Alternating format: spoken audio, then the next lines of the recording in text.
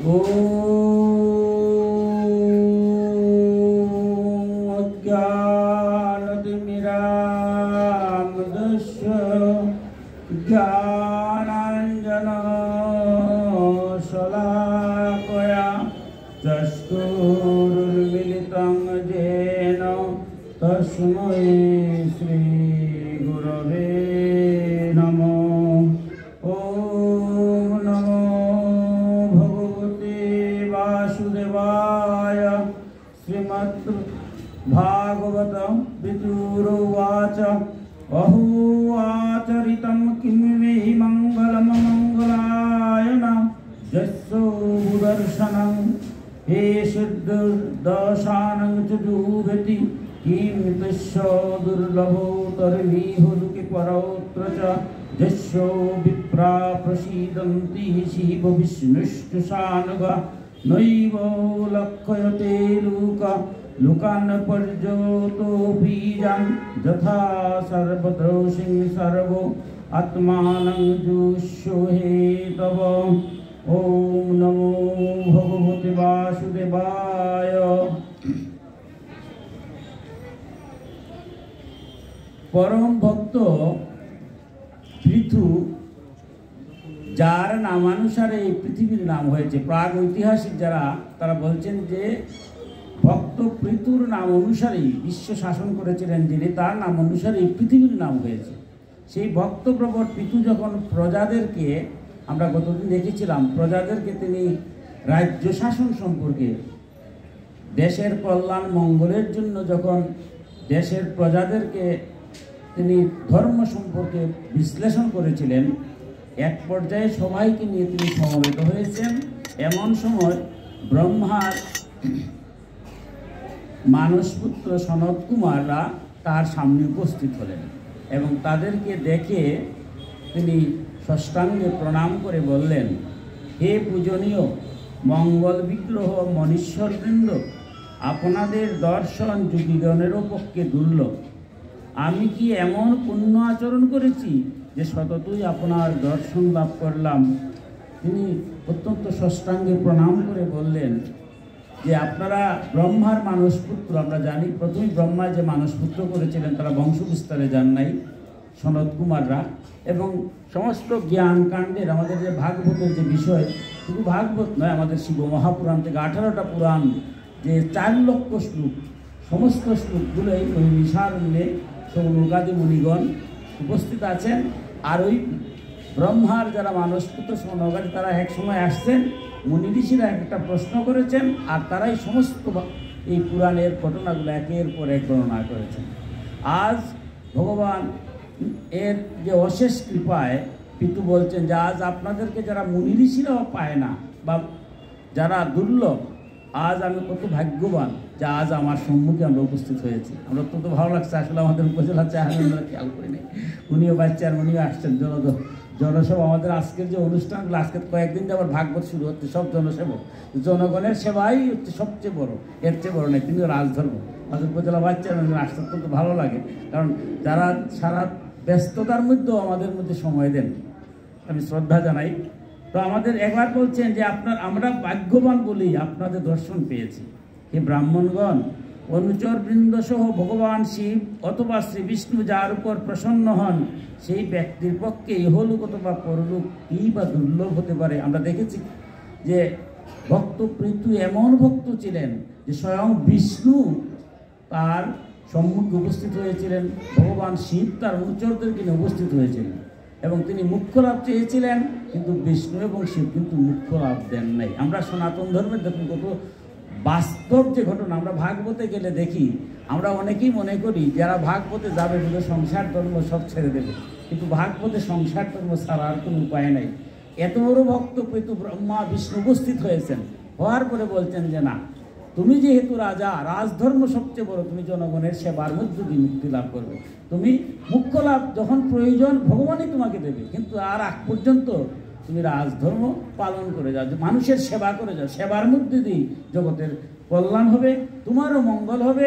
এবং যেদিন তোমার যাওয়ার কথা আমরা দেখবো সব শেষে, ভগবান যেদিন যাওয়ার দিন আসবে সেদিন ঠিকই নিয়ে যাবেন। কিন্তু আজকে বলছেন যে আমি ভাগ্যবান, স্বয়ং বিষ্ণুর দর্শন আমি পেয়েছিলাম, স্বয়ং শিবের দর্শন পেয়েছিলাম। তারা বলছিলেন এই জগতে, তিনি প্রশ্ন করেছিলেন তখন বিষ্ণুকে এবং শিবকে, যে আপনি যে বলছেন এই সংসার ধর্ম করার জন্য, সংসারটা কি এত সহজ? মানুষের সেবা করা এত সহজ? এটা তো পারবো না। তখন তারা বলেছিলেন যে যখন তোমার সময় হবে তখন মহাপুরুষরা তোমার কাছেই আসবে, তোমার যাওয়া লাগবে না, তুমি শুধু কাজ করে যাও, যখন সময় হবে তখন তারাই এসে তোমার দর্শন দেবে। আজ আমি ভাগ্যবান, মনে হচ্ছে তাদের কথা মতোই আজ ব্রহ্মার মানস পুত্রগণ আমার সম্মুখে উপস্থিত হয়েছেন। এই দৃশ্য জগৎ প্রপঞ্চের কারণ মহদাদি তত্ত্ব যদিও সর্বত্র অনুষ্ঠিত হয়ে রয়েছে, তথাপি তারা যেমন সর্বসাক্ষী আত্মাকে দেখতে পায় না, সেই রকমই আপনারা যদিও সর্বলোকে বিচরণ করে থাকেন, তথাপি অনধিকারী ব্যক্তিরা আপনাদের দর্শন পায় না। এবার তিনি বলছেন যে ভগবানকে পূজার জন্য আমরা কত পূজা খুঁজি, কিন্তু ভগবান প্রত্যেকে মানুষের মধ্যেই আছে। মানুষের যদি কল্যাণ করেন, মানুষের মঙ্গল করেন, তাই ভগবানের মঙ্গল হবে। কিন্তু এই কথাটা অনেকবার বোঝানোর পরেও মানুষটা আর বুঝে না বলি নিজের মধ্যে ভগবান আছে আত্মারূপে। নিজের মধ্যে যদি উপলব্ধি কেউ করতে পারে যে আমার মধ্যে ভগবান না, তাহলে আমি থাকতে পারি। ভগবান যদি এই মুহূর্তে আমার কাছ থেকে চলে যান, তাহলে আমার নাম আর কেউ বলবে না, সবাই বলবে এটা লাশ, অথবা মৃতদেহ। নামটি উচ্চারণ করে কত কঠিন তত্ত্ব কথা। ভগবান আছেন বললে আমরা কত কিছু বলতেছি, ভগবান নাই আর নামও নাই, আমার এটাকে আর কেউ আর নামও বলে না। তাই বলছেন এই তত্ত্ব কথা জানার পরেও, বুঝার পরেও মানুষের মধ্যে ভগবান আছে এই আত্মাতত্ত্ব জানে না বিদায় তারা ভগবানকে চতুর্দিকে খুঁজে। ঠিক তেমনইভাবে আপনারা যারা অত্যন্ত জ্ঞানী, আপনারা জ্ঞানী হওয়ার পরেও মানুষ আপনাদের চিনে না, আপনাদের জানে না বিদায় আপনাদের কাছে আয় না। তাই আজকে আমি ভাগ্যবান যে আপনারা কৃপা করে আজ স্বেচ্ছায় আমার আজ দরবারে এসে উপস্থিত হয়েছেন।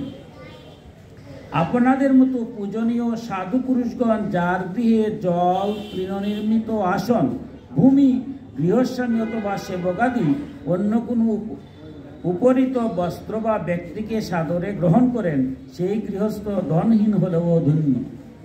আপনাদের মতো সাধু যারা কারা, দেখুন এখানে কি মধুর বর্ণনা দিয়েছেন।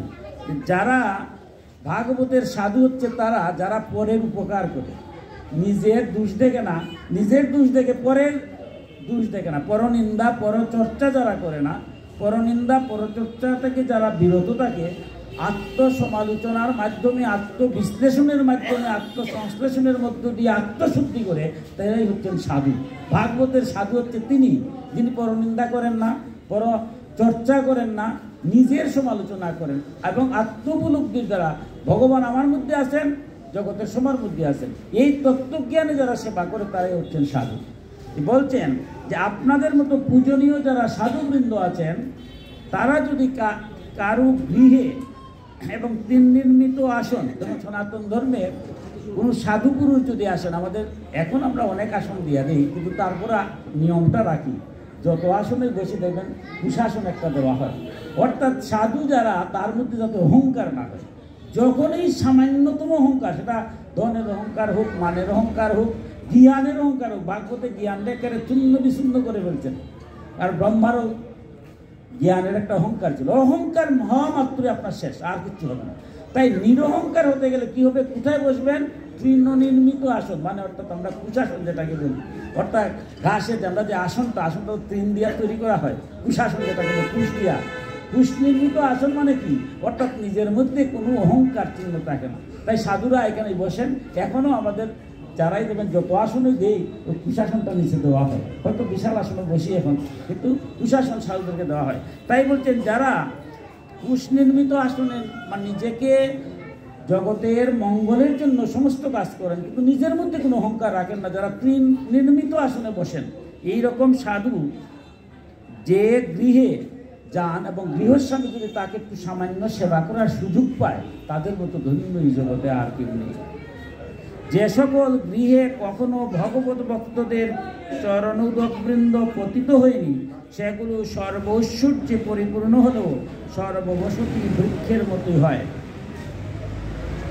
একটা গাছ অত্যন্ত ভালো, কিন্তু এখানে যদি সর্প থাকে, সেই গাছের মধ্যে কেউ যায় না, যত সুন্দর ফুলই ফুটুক আর যত ভালো গাছ হোক, সর্প যদি কেউ জানে সেই বৃক্ষে সর্প আছে সেখানে যেমন কেউ যায় না, এবং এটা যেমন মূল্যহীন, যে গৃহের মধ্যে কোনো সাধু ভক্তজন কখনো যায় নাই, তাদের চরণ রেণু পড়ে নাই, সেই গৃহটা সর্প বসতি বৃক্ষের মতো হয়। অর্থাৎ সাধু সন্ত তারা সেখানেই যান যেখানে ভক্ত থাকেন। তাই আজ তাদেরকে বলছেন যে আমার ভাগ্য ভালো যে আপনাদের মতো সাধু যাদেরকে নিমন্ত্রণ করি নাই, এদেরকে কিন্তু সোনাগাদি মুন্সিগঞ্জে আজকে আসছেন, তাদেরকে নিমন্ত্রণ করে আসে নাই। অর্থাৎ আপনার মধ্যে যখন ভাব ভক্তিপূর্ণ হবে, ভগবান তাকে বলছিলেন তোমার সময় আসলেই তোমার কাছে আসবে। যে আজ আমি বুঝতে পারলাম যে আমার ভগবান শ্রী বিষ্ণুর এবং শ্রী বিষ্ণুর এবং দেবাদিদেব শিব আমার কাছে আসছিলেন। আজ আমি ধন্য যে আপনাদের মতো সাধুগণ আমার গৃহে আজ প্রবেশ করেছে। হে প্রভুগণ, আমরা নিজ নিজ কর্ম অনুসারে বহু বিপদ সংকুলে এই সংসার ক্ষেত্রে পতিত হয়ে ইন্দ্রিয়ভোগ্য বিষয়সমূহকে পরম পুরুষার্থ রূপে গণনা করে জীবনযাপন করে চলছি।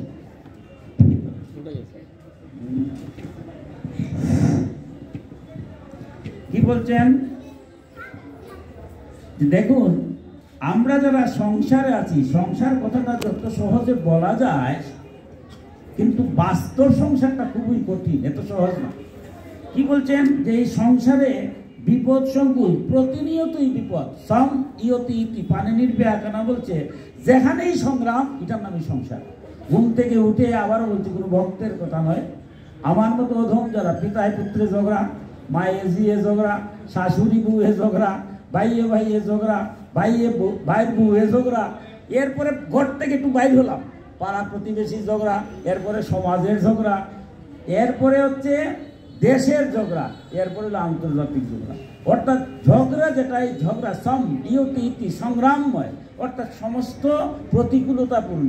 তাই বলছেন যে আপনারা আসছেন ঠিকই, আমাকে সংসার ধর্ম পালনের কথা বলছেন, স্বয়ং বিষ্ণু আমাকে বলেছেন, কিন্তু সংসারটা তো সোজা নয়। ঘুম থেকে উঠার পরেই তো আলি ঝগড়া, শুধু সংগ্রামের মধ্যেই থাকতে হয়। পরিবারও ঝগড়া, সমাজও ঝগড়া, রাষ্ট্রেও ঝগড়া, আন্তর্জাতিক ঝগড়া। এই বিপদ সংকুল সংসার ক্ষেত্র, সংগ্রামময় ক্ষেত্রসমূহে ইন্দ্রিয়ভোগ্য বিষয়সমূহ পরম পুরুষার্থ রূপে, অর্থাৎ ইন্দ্রিয়ভোগের দ্বারাই সবাই সুখ শান্তি চায়। আপনি যতই উপকার করবেন একজনের, একটু যদি করতে না পারেন আপনাকে আর কেউ ভালো পাবেন।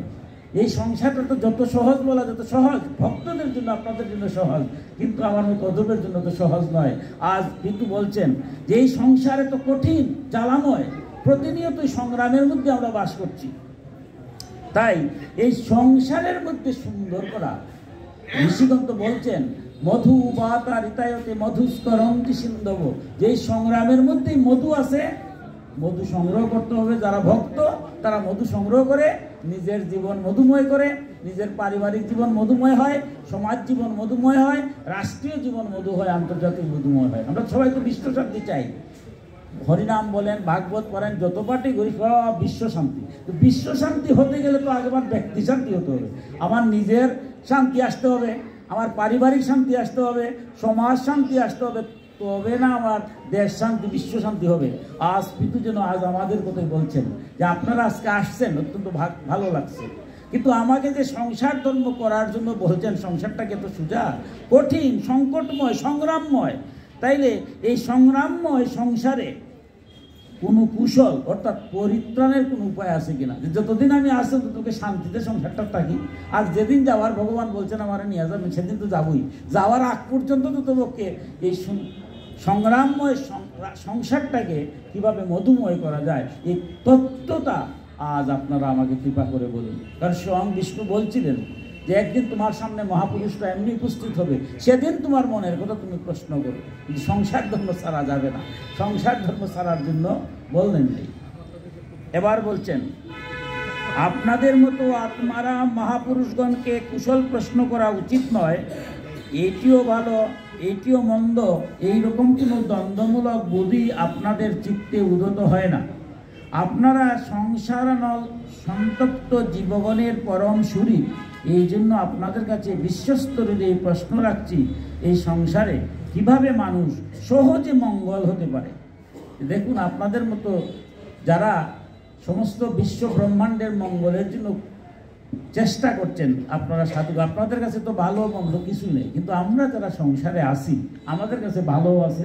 যে সংসার ত্যাগ করে চলে গেছে তার কাছে ভালোই কি আর মন্দই কি? সন্ন্যাস, সনাতন ধর্মে আমার মহাপ্রভু বলছেন কলিকালে সন্ন্যাস নিষেধ, কলিকালে সন্ন্যাস করা যাবে না। মহাপ্রভু শেষ সন্ন্যাসী, নিত্যানন্দ যাইতেছিলেন দেন নাই, অদ্বৈত যাইতেছিলেন দেন নাই, সংসার ধর্ম। কারণ সন্ন্যাসী হওয়াটা কঠিন। মহাপ্রভু সন্ন্যাসী যাওয়ার পরে আর কখনো পালনকে সন্ন্যায় মৃত্তিকায় শুয়েছেন। 16 উপনিষদে সন্ন্যাস সম্পর্কে যা বলা হয়েছে এগুলা শুনলে পরে আর সন্ন্যাসীর নাম লওয়া যাবে না। কারণ সন্ন্যাসীতে গেলে আপনার কোনো এই যে কাম, ক্রোধ, লোভ, মোহ, মদ, মাৎসর্য কিচ্ছু থাকবে না। যা পাবেন তাই সন্তুষ্ট, কখনো রাগ, ক্রোধ কিছুই হবে না। এইভাবে কি সংসার সাধু বা সন্ন্যাসী হওয়া সম্ভব হয় না? বিধে এই কলিকালের লেগে এটা নিষেধ। এই স্তরে যাওয়া সহজ জিনিস নয়। কিন্তু আমরা যারা সংসারে আছি, যে আপনারা ওই স্তরে গেছেন, আপনার কাছে কিছু নাই, কিন্তু আমরা যারা সংসারে আছি আমার কাছে তো এই সংসারের মধ্যে কি সংসার নামক যে অনল আগুনের মতো, এত সহজ না। আগুনের তাপ লাগলে যেভাবে কষ্ট হয়, সংসার জ্বালাটা সেই রকম। যে জ্বালায় পড়ছে সে জ্বালায় বুঝে। সুতরাং আমরা তো আছি সংসার অনলে আগুনের মধ্যে বাস করতেছি। একটু উল্টাপাল্টা চললে যদি আগুন লেগে যায় তাহলে গায়ের মধ্যে যে যন্ত্রণা শুরু হয়, আমরা সেই অবস্থা। এই সংসার অনল ওই আগুন থেকে আমরা কিভাবে বাঁচতে পারি? তাই আপনাদের কাছে প্রশ্ন, এই সংসারে কিভাবে মানুষের সহজে মঙ্গল হয়, একদম সহজে যাতে মানুষের মঙ্গল হয়, আমরা যারা আছি এই সংসারে যাতে সুন্দরভাবে শান্তিতে থাকতে পারি, এই তত্ত্বকথাটা আজকে আমাকে বলুন। যখন এই বিনয়ের সাথে এই কথাগুলা বলছেন, এবার সনত কুমার বললেন, মহারাজ এইসব বিষয়ে আপনার জানা আছে, তবু আপনি সর্বভূতের মঙ্গল কামনায় প্রশ্ন করেছেন, এই জন্য আপনি সাধুবাদের যোগ্য। সাধু পুরুষগণের বুদ্ধি এইরকমই হয়ে থাকে। বলছেন সনত কুমার, দেখুন মহারাজ, আপনি মহারাজ সত্যি, কিন্তু আপনি রাজা অতীত ঋষি। আপনি যে এই তত্ত্ব জানেন না তা নয়, জানেন, তারপরও আজ আমাকে প্রশ্ন করেছেন। কারণ এই প্রশ্নের মধ্য দিয়ে যাতে জগতের সবাই সেই তত্ত্বকথাটা জানতে পারে, তাই আপনার আসলেই নমস্য। তাই আপনাকে যেহেতু এই মধুর তত্ত্বগুলো জানতে চাচ্ছেন, এবার আমি সেই তত্ত্বকথাই ধীরে ধীরে শুরু করলাম। কারণ ভাগবতের কথা কঠিন, একটার পর একটা শুরু হবে। হয়তো আজকে কয়েকটা মাত্র উপদেশ আমরা পাবো, আগামীতে ধীরে ধীরে এগুলো শোনা যাবে। কি মধুরভাবে বলছেন। এবার বলছেন, রাজন, ভগবান শ্রী মধুসূদনের চরণ কমলের গুণকীর্তনে আপনার অবশ্যই অবিচল অনুরাগ আছে। সকলের পক্ষে প্রীতি যদিও সুলভ নয়, তবে একবার এই বস্তু লাভ হলে তার হৃদয়ের অন্তরস্থ বাসনানল নিঃশেষেই বিনষ্ট করে দেয়, যা অন্য কোনো উপায়ে শীঘ্র অপগত হয় না। বললেন, মহারাজ, শ্রী মধুসূদনের চরণ কমলের গুণকীর্তনে অবশ্যই আপনার অনুরাগ আছে। অর্থাৎ যে সমস্ত ভক্তগণ সমস্ত কর্ম করেন কিন্তু অন্তরে ভগবানকে স্থান দেন, তারা এই ভগবানের স্মরণ করা মাত্রই বলছেন যত ধরনের বাসনা, কামনা বাসনা আগুনের জ্বালায় জর্জরিত হয়, এগুলো নিঃশেষে বিনষ্ট হয়ে যায়। অর্থাৎ যে সমস্ত ভক্তরা মনে করেন যে আমি কোথা থেকে আসলাম, এই যে আমাদের ভাগবতের যে কঠিন যে কথাগুলা, যে আমরা আসছি কোথা থেকে আর যাবই বা আমার গন্তব্যস্থলটা কোথায়। আমার মতো তো মনে করছে আমি কেন অর্থ, বৃত্ত, টাকা, সম্মান নিয়ে আসি, আর কি ওই সংসার থেকে যাবো না, চিরদিনের লেগে আমি আসছি। এই চিরদিনের কথাটা যারা আমরা চিন্তা করি তারার জন্যই মহা বিপদ। কিন্তু বলছেন যারা ভগবানের চরণামৃত, অর্থাৎ আমি কোথা থেকে আসলাম, আমাদের ওই মনুষ্য জন্মে আমরা আসছি কোথা থেকে আর যাবো কোথা, দুইটা জিনিস। যেমন আমি হতভাগা, আমার বাবাকে আমি হারিয়েছি। আপনারা অনেকেই কেন আছেন যারা বাবাকে হারিয়েছেন, মাকে হারিয়েছেন, কেউ হয়তো স্বামীকে হারিয়েছেন, কেউ স্ত্রীকে হারিয়েছেন। তারা তো ছিলেনই কেন। তো আমার বাবাকে যখন আমি হারালাম, হারানোর পরে কতক্ষণ কান্নাকাটি করতে পারলাম? 2-4 ঘন্টা, 5-7 ঘন্টা, 5-7 ঘন্টা হয় নাই। সবাই বলছে বাসিমরা হয়ে যাবে, অগ্নিতে আহুতি দিয়ে দেবে। সবাই অগ্নিতে আহুতি দিয়ে দিলেন। আটকাতে পারছে আমাদের পূর্বপুরুষ কাউকে? আটকাতে পারিনি। যাওয়ার সময় তারা কিছু নিয়ে গেছেন, আমরা দিতে পারলাম, দিলেই কি নিতে পারবেন? এবার প্রশ্ন হলো, যখনই আমি শ্মশান ঘাটে গেলাম, মনে করলাম হায় বাবা তুমি চলে গেলা, হায় হায় রে, তখন মনে হলো যে আমিও তো দিন চলে যাবো। শ্মশান থেকে হারিয়ে আসলাম, আসছি আর দিক শেষ। এবার আমি সবচেয়ে বড়, আমি সবচেয়ে মানি, এই যে আমার জ্বালাময় আবার শুরু হয়ে গেল। বলছেন যারা ভক্ত তারা সবসময় চিন্তা করে যে আমি তো আমার না, এই দেহটা তো আমার নাই।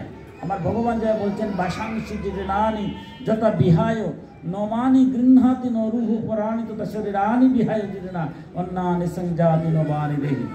আমার এই সুন্দর পাঞ্জাবিটা কয়েকদিন পরে আর পরবো না, কারণ যখন নষ্ট হয়ে যায়, কাপড় যখন নষ্ট হয়ে যায়, সেই বস্ত্র যখন আমরা পরিত্যাগ করে নতুন বস্ত্র ধারণ করি, এই দেহটা যখন জরাজীর্ণ হয়, এই জরাজীর্ণ দেহ পরিত্যাগ করে কর্মফল অনুসারে জীব নতুন দেহ ধারণ করে। সুতরাং আমরা এটা চিরদিন না, এবং আমাদের নির্ধারণ করে দেওয়া আছে।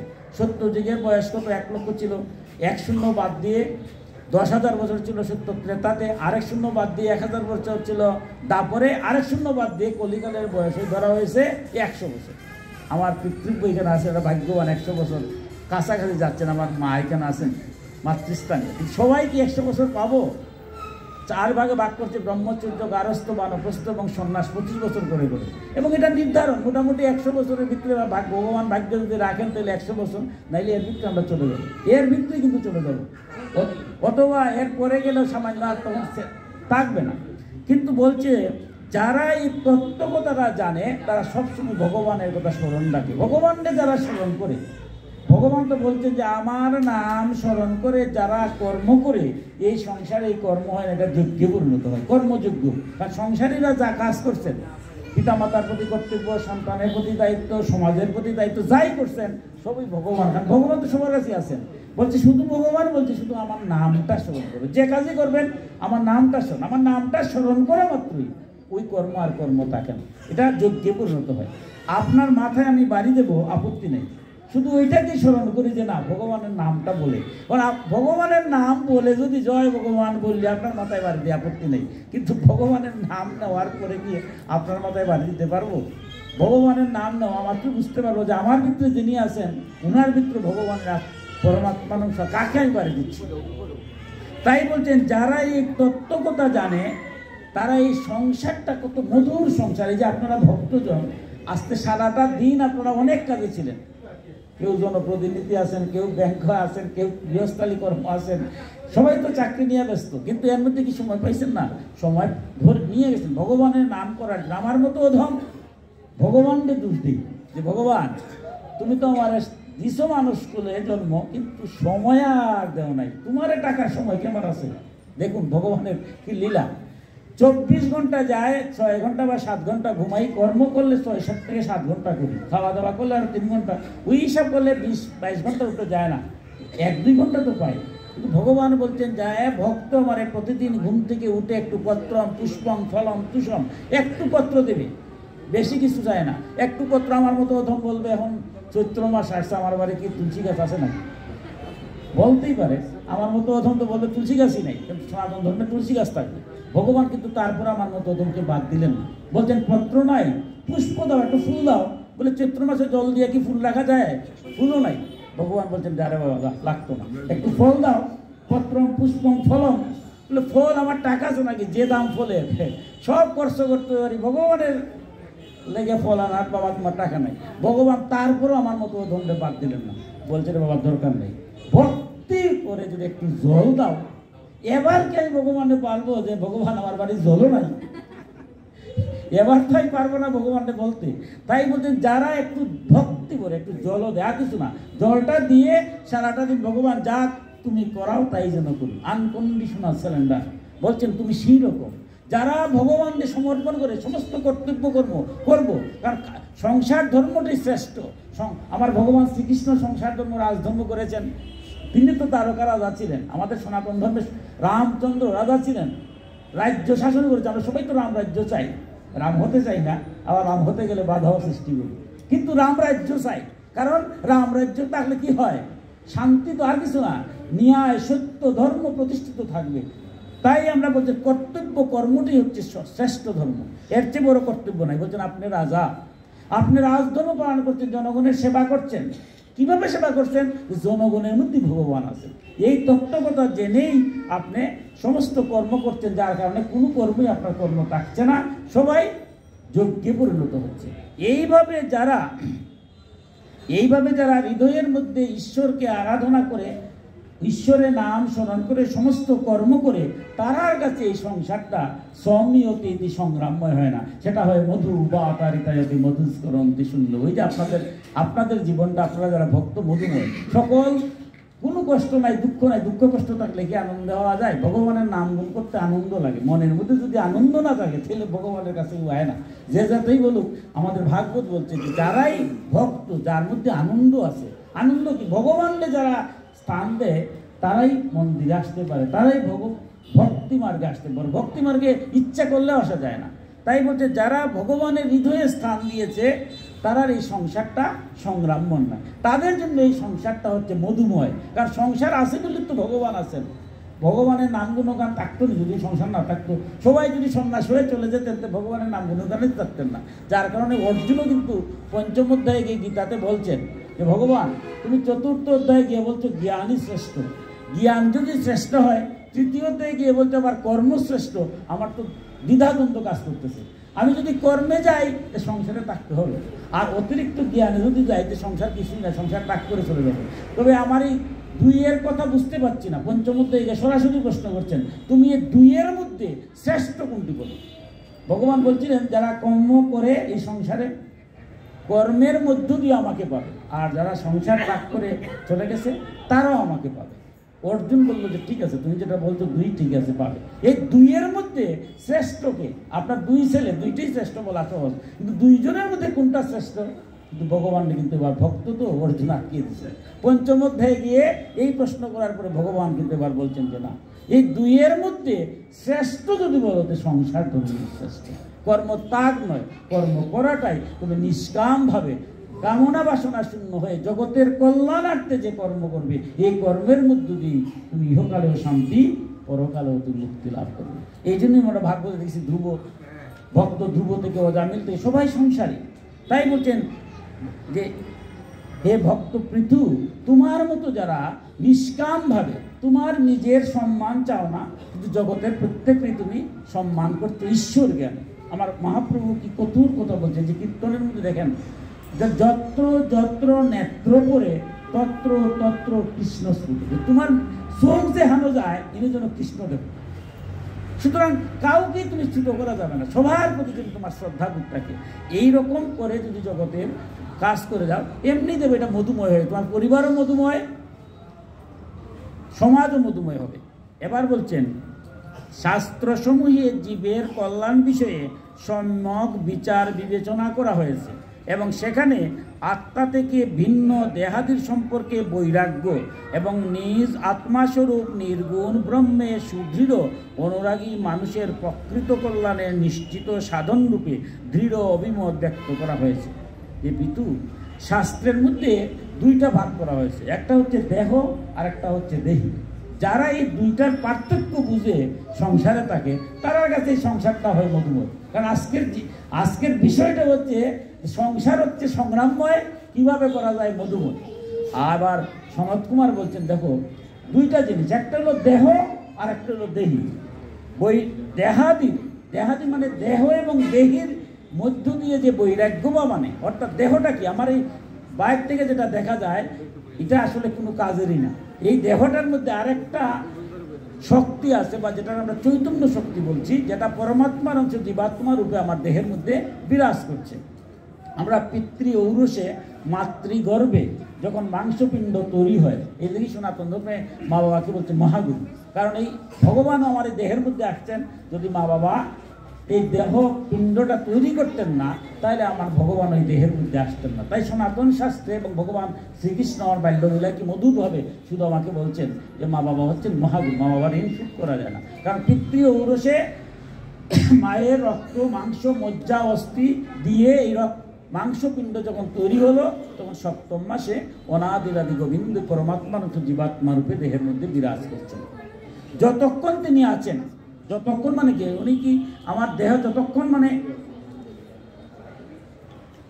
যখনই দেহ থেকে আমার পরমাত্মার অংশ চলে যাবেন তখনই কিন্তু আমার আর নাম আর কেউ বলবে না, সম্মিলিত। এবং পঞ্চভূতে আমার এই দেহ, পঞ্চভূতের মধ্যে একটা হচ্ছে কি বায়ু, তিনি বায়ু রূপে শ্বাস প্রশ্বাসের লিগে তিনি আসতেছেন, অতি সেকেন্ডের চেয়ে কম। ভাগবত বিশ্লেষণ করেছে অতি সেকেন্ডের কর্ম রাত্রে যখন আমি ঘুমিয়ে পড়ি, তবু আমার ভগবান ঘুমান না। ভগবান যদি ঘুমানতে তো আমি চিরতরই ঘুমাই যাবো, আর কালকে সকালে ঘুম থেকে আর উঠা লাগবে না। তাই বলছেন যারা এই তত্ত্বটা বুঝে যে দেহটা আসল না, দেহের মধ্যে একটা বিরাজ করছে।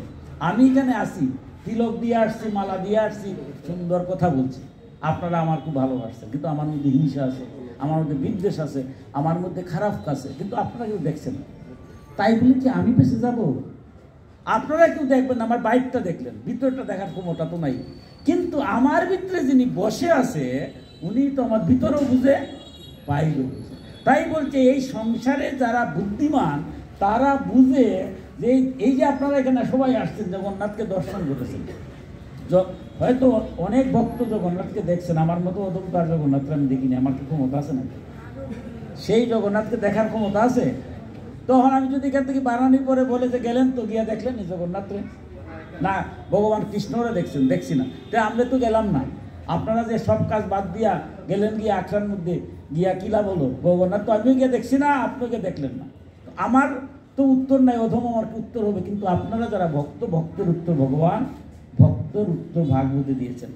কি দিয়েছেন? ভক্ত বলছে যে দেখো আমি যে জগন্নাথকে প্রণাম করলাম, ভাগবত দর্শন করলাম, কৃষ্ণকে দেখি নাই ঠিক আছে, কিন্তু কৃষ্ণ তো আমার দেখছে, জগন্নাথ তো আমার দেখছে, আমার জগন্নাথ দর্শনের দরকার নাই, জগন্নাথ আমার দর্শন করলি। উনি কি দেখতেছে না? আর যে গেলে না তাও তো দেখতেছে। তাই বলছেন যারা এই তত্ত্বটা জানে, আমি গোবিন্দরে না দেখতে পারি, গোবিন্দ আমার সব দেখতেছে, কারণ উনি তো আমার হৃদয়ের মধ্যেই আছেন। এই তত্ত্বটা জেনে যারা জেনে যায়, তখন এই সংসারের প্রতি তার একটা বৈরাগ্য ভাব আসে, যেটা গীতায় আমরা নিষ্কাম কর্ম বলছি, ভাগবতে সে বলছে বৈরাগ্য। বৈরাগ্য মানে এটা কি? বিষয় বাসনা সব করব, কিন্তু আসলে কোনটার মধ্যেই লিপ্ত হব না। যেমন পদ্মপত্রের জলের মতো, পদ্ম জলটা থাকে পদ্মপত্রের মধ্যে, যেমন যে কোনো সময় টলমল করে চলে যায়, ঠিক সংসারে থাকবো, কর্তব্য কর্ম থেকে আমি বিচ্যুত হব না, কিন্তু আমার সবটা সময় আমার অন্তরের মধ্যে থাকতে হবে যে আমি যে কোনো মুহূর্তে, 1 সেকেন্ডও লাগবে না, 1 সেকেন্ডের মধ্যে আমি মারা যেতে পারি। এই সংসারে কেউ কি বলতে পারবেন যে আমি মারা যাব না? এই যে আমি কথা বলছি, এই মুহূর্তেই মারা যেতে পারি। মারা যাওয়ার কথাটা শুনলে আমার মতো ওদমের একটু কষ্ট হয়, হ্যাঁ এই মারা যাবো, কিন্তু মারা যাওয়াটাই তো ধ্রুব সত্য, মারা যাব না এটা সত্য না। আমার প্রতিনিয়ত আমার আত্মীয় স্বজন কতজন প্রতিদিন মারা যাচ্ছে আমার, অথবা আমি এই মুহূর্তে ভগবান অনাদিরাদি গোবিন্দ কৃপা করে রেখেছে বিধায় আসি, নাইলে 1 সেকেন্ডের মধ্যে শেষ। বলছেন এই দেহাদির মায়া যারা বুঝে যে 1 সেকেন্ডের মধ্যে শেষ, তারা এই সংসারে সমস্ত কর্ম করে, কিন্তু কোনো কর্মের মধ্যে লিপ্ত হয় না, জগতের কল্যাণের জন্য কাজ করে, জগতের যেটা অকল্যাণ হয় এই কাজ করে না।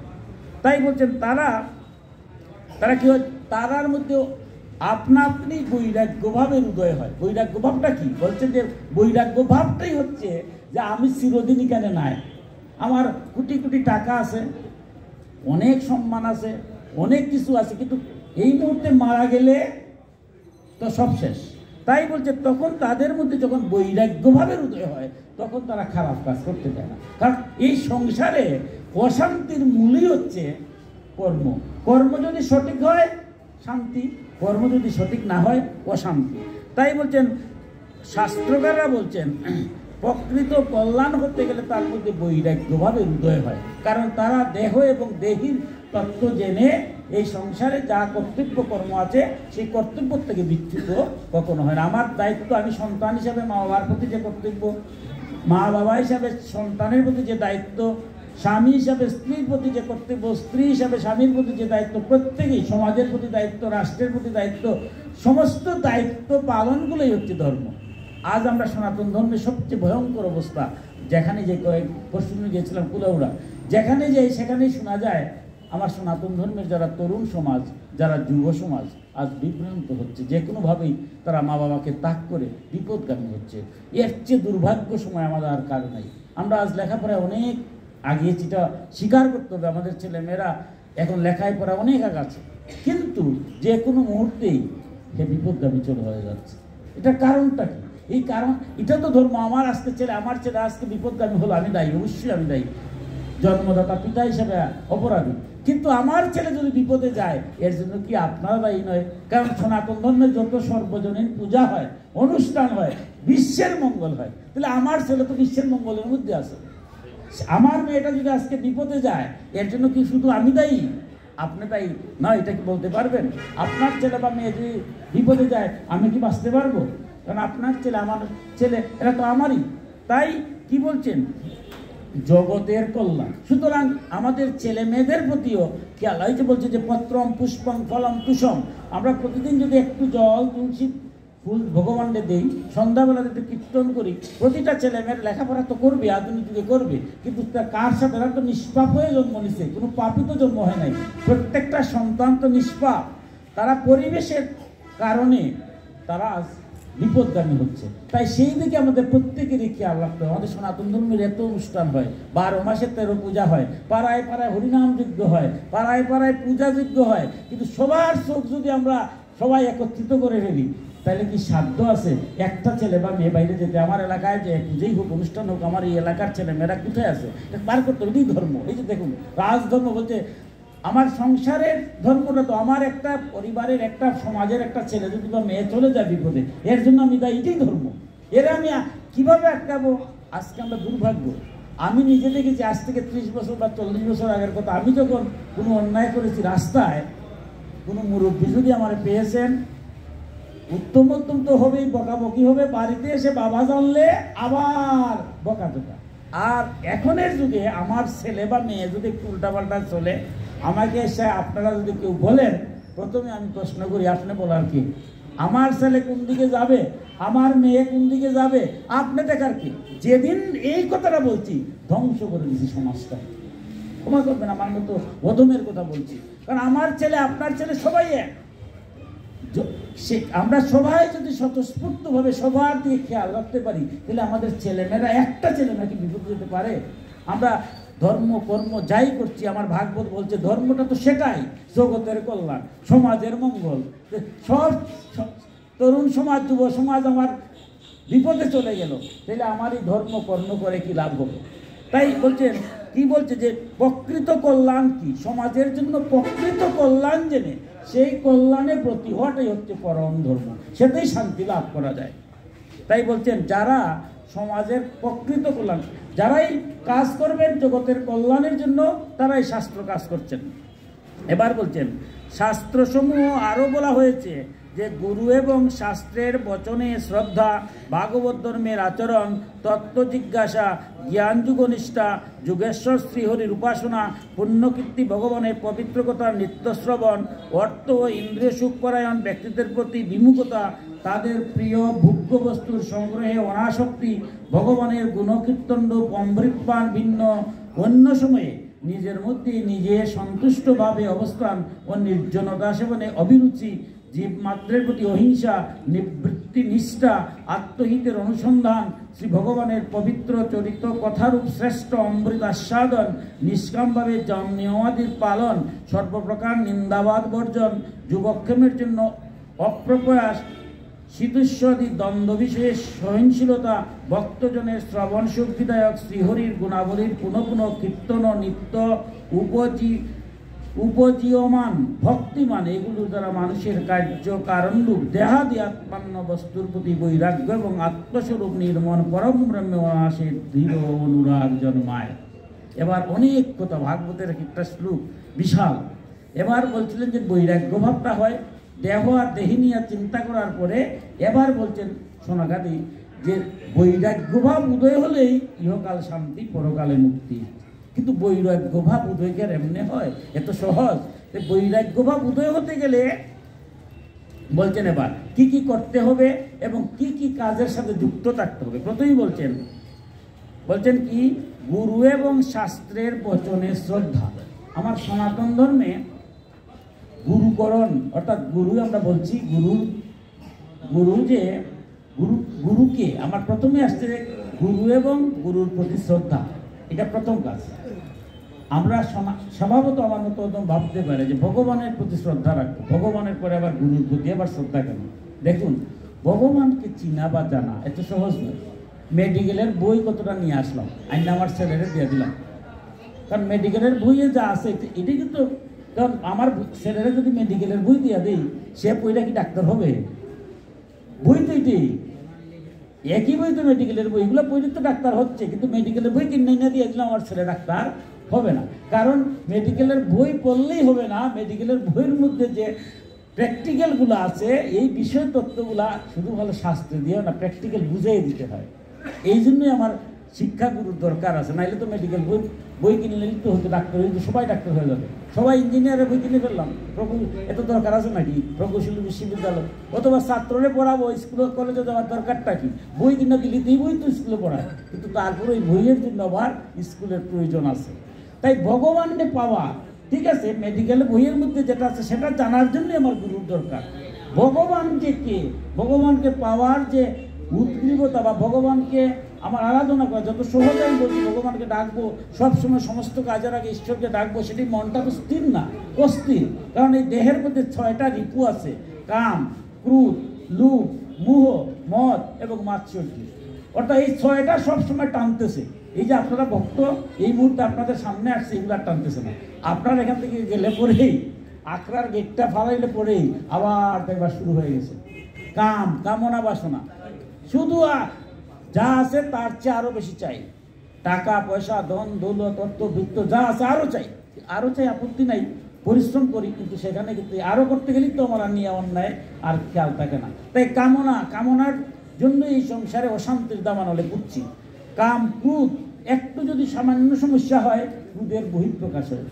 আমাদের সনাতন ধর্ম বলতে ক্রোধ করা যাবে না।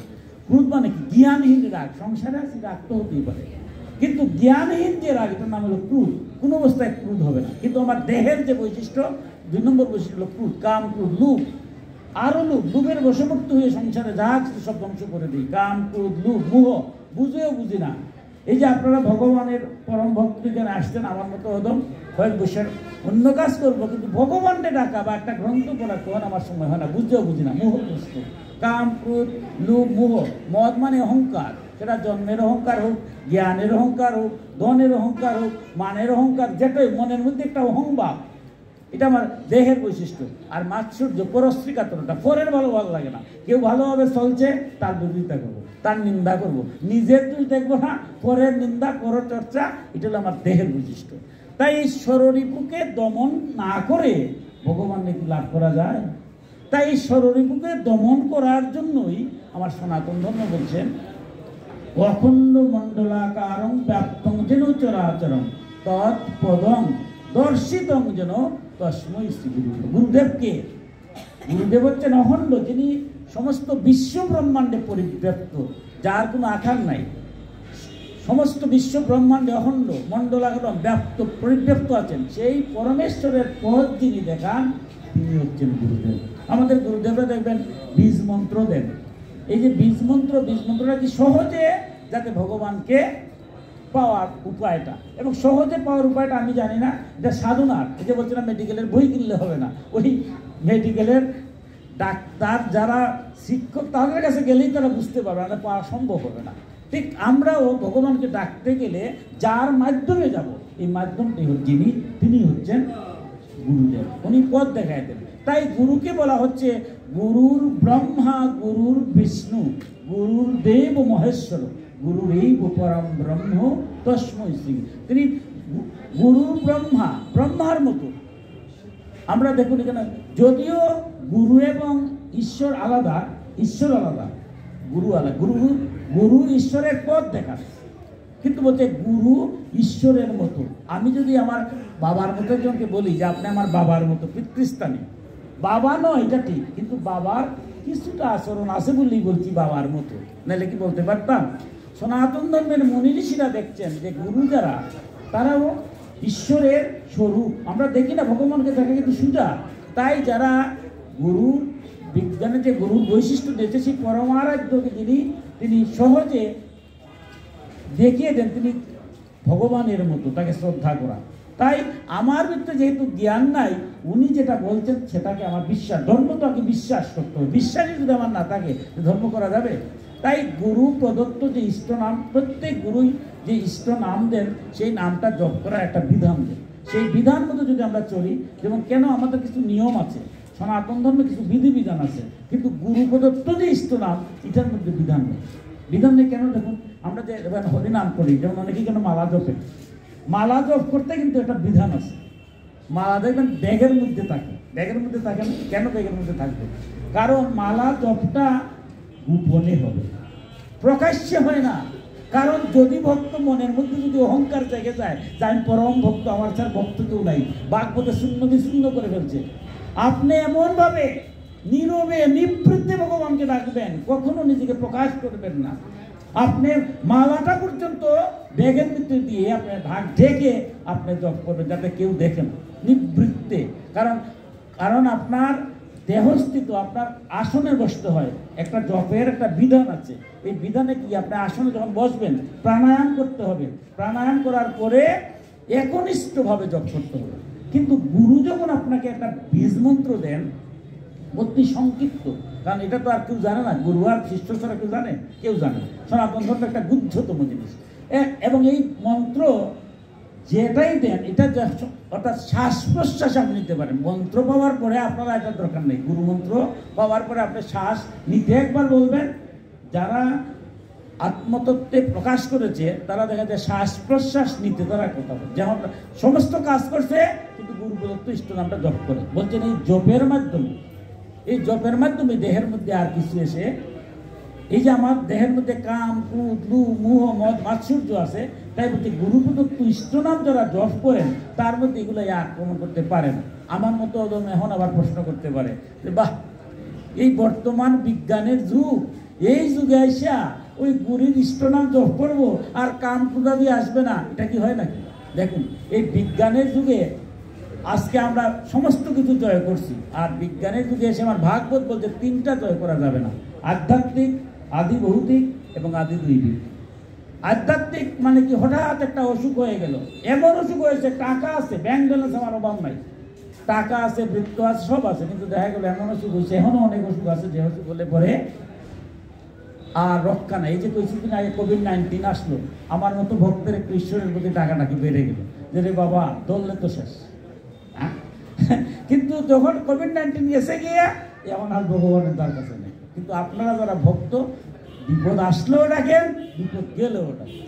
তাই বলছেন, কি বলছেন, এই বিপদ যখন আসে তখন বলা যায় না, আধ্যাত্মিক যে কোনো মুহূর্তে অসুখ হতে পারে, এখান থেকে টাকা অর্থ দিয়া, বিজ্ঞানও বলছে কিছু কিছু রোগ আছে এখনো, এগুলোতে ঘরে পরে এটা ঔষধ নাই, ভগবান যা রক্ষা করেন নাই। আদি দৈবিক, হঠাৎ ভূমিকম্প এখন শুরু হলো, আমার ব্যাংক ব্যালেন্স আছে, টাকা পয়সা বৃত্ত অনেকটাই আছে, ভূমিকম্প শুরু হইলে কি হবে?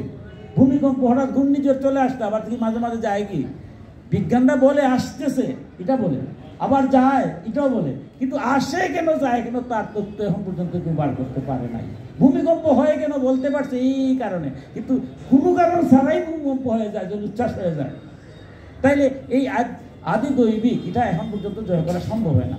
আর কি বলছে আদি ভৌতিক, ভূত মানে কি, জীবগণের দ্বারা রাস্তা দিয়ে যাচ্ছেন, পোকা একটা কামড় দিয়ে দিছে, অথবা মানুষ মানুষকে মারছে। সারা বিশ্ব তো আজকে আমরা এক ভাই আরেক ভাইয়ের ঘর জ্বালাই দিতেছি। আমরা সবচেয়ে ভয়ঙ্কর বিপদ মানুষকে নিয়ে, এই সংসারে এখন সবচেয়ে ভয়ঙ্কর কারা? মানুষ।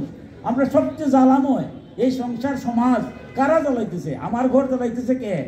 আমি আরেকজনের ঘর জ্বালাচ্ছি, অথবা আমার ঘর কেউ জ্বালাচ্ছে, অথবা আমি কাউরে মারছি, অথবা আমার কেউ মারার জন্য প্রস্তুত হচ্ছে। সবাই তো মানুষকে মারছে। সারা বিশ্বে একটা যুদ্ধের দামানল, কই বিজ্ঞানের কোনো অস্ত্র নাই যে অস্ত্রটা ছাড়ি দিলে পরেই যুদ্ধ থামি যাবে, যুদ্ধ দিয়ে ধ্বংস করা যাবে এটা বলা যাবে, কিন্তু যুদ্ধ থামি যাবে এমন অস্ত্র এখন পর্যন্ত বিজ্ঞানের আবিষ্কার করে নাই। যখন ধর্ম হবে যে কারে মারবো, যারে মারছি তার ভিতরে কি ভগবান নাই, এই ভূত শক্তি যখন আমার হবে, আমি কার ঘরে আগুন দেবো, তার ঘরে কি ভগবান নাই, এই ভূত শক্তি যখন হবে তখনই একে অপরের প্রতি আর ঝগড়া থাকবে না। তাই এই তিনটা উপায় বিজ্ঞানও জয় করতে পারে না। এই বিজ্ঞানের যুগে আমি যেটা বলছিলাম, এখনো চড়ক পূজা হয়, এখনো বর্ষিকাতা হয়। বিজ্ঞানে এসে বলছে, আপনারা দেখবেন আমার নৈমিষারণ্য নামে একটা ইউটিউব চ্যানেল আছে, আপনারা অনেকেই দেখেন, নৈমিষারণ্য ইউটিউব আছে এবং একটা গ্রুপ আছে, সেখানে আমার তরুণ সমাজের অনেক কেন আছে, আমার ছাত্ররা অনেক যুব সমাজ, যেটা আমার জড়িত, আমার যুব সমাজ যেটা করি, প্রায় সময় সেটা দেখায় এই যে নাসার মতো বিজ্ঞানীরাও আজকে নিধুবনের মধ্যে যন্ত্র লাগিয়ে দিয়েছে, যে নিধুবন কি এমন আছে সন্ধ্যার পরে কোনো প্রাণী যেতে পারে না, কিন্তু শেষ পর্যন্ত কিছুই পায় না। আপনারা ইউটিউবে গেলেই দেখবেন শেষ পর্যন্ত বলতে এটা অলৌকিক শক্তি। এখনো এই যে চড়ক পূজাতে বর্ষিকাতা হয়, কিভাবে বর্ষিকাতে বলছে এটা অলৌকিক শক্তি। কালিকা চারটা শক্তি মা এখনো কালিকা চড়ক পূজাতে আগুনের মধ্যে নৃত্য করে না, আগুনের মধ্যে নৃত্য করেন, কিন্তু বিজ্ঞান কি বার করতে পারে? বিজ্ঞান আর ধর্ম আলাদা নয়। বিজ্ঞান বলছে না, এই তত্ত্বটা আমরা আবিষ্কার করতে পারে নাই, বলছে এটা অলৌকিক শক্তি। এই অলৌকিক শক্তিটাই আমরা বলছি ধর্ম ভগবানের। তাহলে এই এখনো যদি বর্ষে গাতা যায় মন্ত্রে কি গুণ নাই? তাইলে আমার গুরু প্রদত্ত ইষ্ট মন্ত্র কি গুণ নাই? আমি জপ করতে পারি না বিধায় আমার মতো অধমের মনে করি হাই এটার গুণ নাই। গুণ এখন আছে, মন্ত্রের গুণ না থাকলে কি সড়ক পূজা হয় না? কলিকালে মন্ত্রের গুণ যায় নাই, গুণ এখনো আছে, এখনো সড়ক পূজা হয়। তাই বলছেন যারা গুরুর বাক্য শুনে গুরুর নির্দেশ মতো পরম ব্রহ্মের আরাধনা করে তারা এই যে ষড়রিপুটা ধীরে ধীরে স্থবিত হয়ে যায়। এরপরে বলছে ভাগবত ধর্মের আচরণ। ভাগবত ধর্মটা কি? ভগবানের ধর্ম। ভগবান কোথায় আছেন? বলছেন যত্র জীব তত্র শিব। প্রতিটা জীবের মধ্যে ভগবান আছে। অর্থাৎ জীব সেবার মধ্যে দিয়ে আমি এমন কর্ম করব না যাতে কারো খারাপ হয়। সনাতন ধর্ম আমরা কতদিন দেখেছি যে বাক্যর দ্বারা, মনের দ্বারা, দেহের দ্বারা কারো যাতে ক্ষতি না হয়। অর্থাৎ জগতের কল্যাণ যেন আমার প্রতিটা অঙ্গ প্রত্যঙ্গর দ্বারা, আমার বাক্যের দ্বারা এমন কোনো কর্ম যেন করি না যাতে জগতের অকল্যাণ। জগতের অকল্যাণ যাই হবে তার ফল আমার ইহকালে হোক পরকালে হোক ভোগ করতে হবে। আর যদি জগতের সামান্যতম মঙ্গল, আমি কেউ মঙ্গল যদি করতে নাও পারি অন্তত ওকে ক্ষতি যেন আমরা করি না। কারণ বলছেন যারা ভাগবত ধর্মের আচরণ করে অর্থাৎ কেউ ক্ষতি না করে জগতের কল্যাণের জন্য কাজ করে তারা ইহকালে শান্তি পরকালে মুক্তি হয়। আর বলছেন তত্ত্ব জিজ্ঞাসা জ্ঞানযুক্ত নিষ্ঠা। যে তত্ত্ব জিজ্ঞাসা অনেক বিষয় আছে যেগুলো আমাদের মধ্যে সমস্যা সৃষ্টি হয়। তাই অন্তরের মধ্যে জ্ঞান জানার জন্য আগ্রহ। যেমন আমার অর্জুন একের পর এক প্রশ্ন করেছেন, বিধায়ী তো ভগবান একের পর এক উত্তর দিয়েছেন। আজকে ভাগবতে পরীক্ষিত মহারাজ যদি এরকম প্রশ্ন করতেন না তাইলে সুখদেব গোস্বামী এই তত্ত্ব কথাগুলো বলতেন না। তাইলে বলছেন এরকম তত্ত্ব জিজ্ঞাসা নিজের মধ্যে রাখতে হবে, জানার আগ্রহ, এটা নাম হচ্ছে জ্ঞান। এই সংসারে জানার তো শেষ নাই, এই সংসারে জানার শেষ আছে? সামান্যটুকু জানি না, তো আমরা যতক্ষণই পারি জানার চেষ্টা করব। এরপরে বলছেন যুগেশ্বর শ্রীহরির উপাসনা। দেখুন যুগেশ্বর শ্রীহরির উপাসনা, সনাতন ধর্মে আমরা বহু দেবদেবীর পূজা করি। আমরা অনেক সময় মনে হয় যে আমরা মনে বহু ঈশ্বরের পূজারী, কিন্তু সনাতন ধর্ম বহু ঈশ্বরের পূজারী না, এক ঈশ্বর, একমেব অদ্বিতীয়। আমার সনাতন ধর্মের যে মূল শাস্ত্র গ্রন্থ হচ্ছে বেদ। বেদকে হলো 4টা বেদ, বেদকে ভিত্তি করে বেদের ভাষাটা কঠিন, এগুলা সরলার্থ দিয়ে বোঝানো যায় না। এই কারণে বেদ বলতেন যে বেদ আলোচনা হয় না কেন? বেদ তো বুঝতে হবে, বুঝলে না আলোচনা হবে, বুঝি না যদি তাহলে আরো বিপদ। উল্টাপাল্টা যদি বোঝানো যায় এটা আরো মহাসংকট, মহাসংকট। তাই বেদের ভাষা বোঝার জন্য 108খানা উপনিষদের সৃষ্টি হয়েছে। উপনিষদের ভাষা অত সোজা না, কঠিন ভাষা, এগুলা বোঝা কঠিন।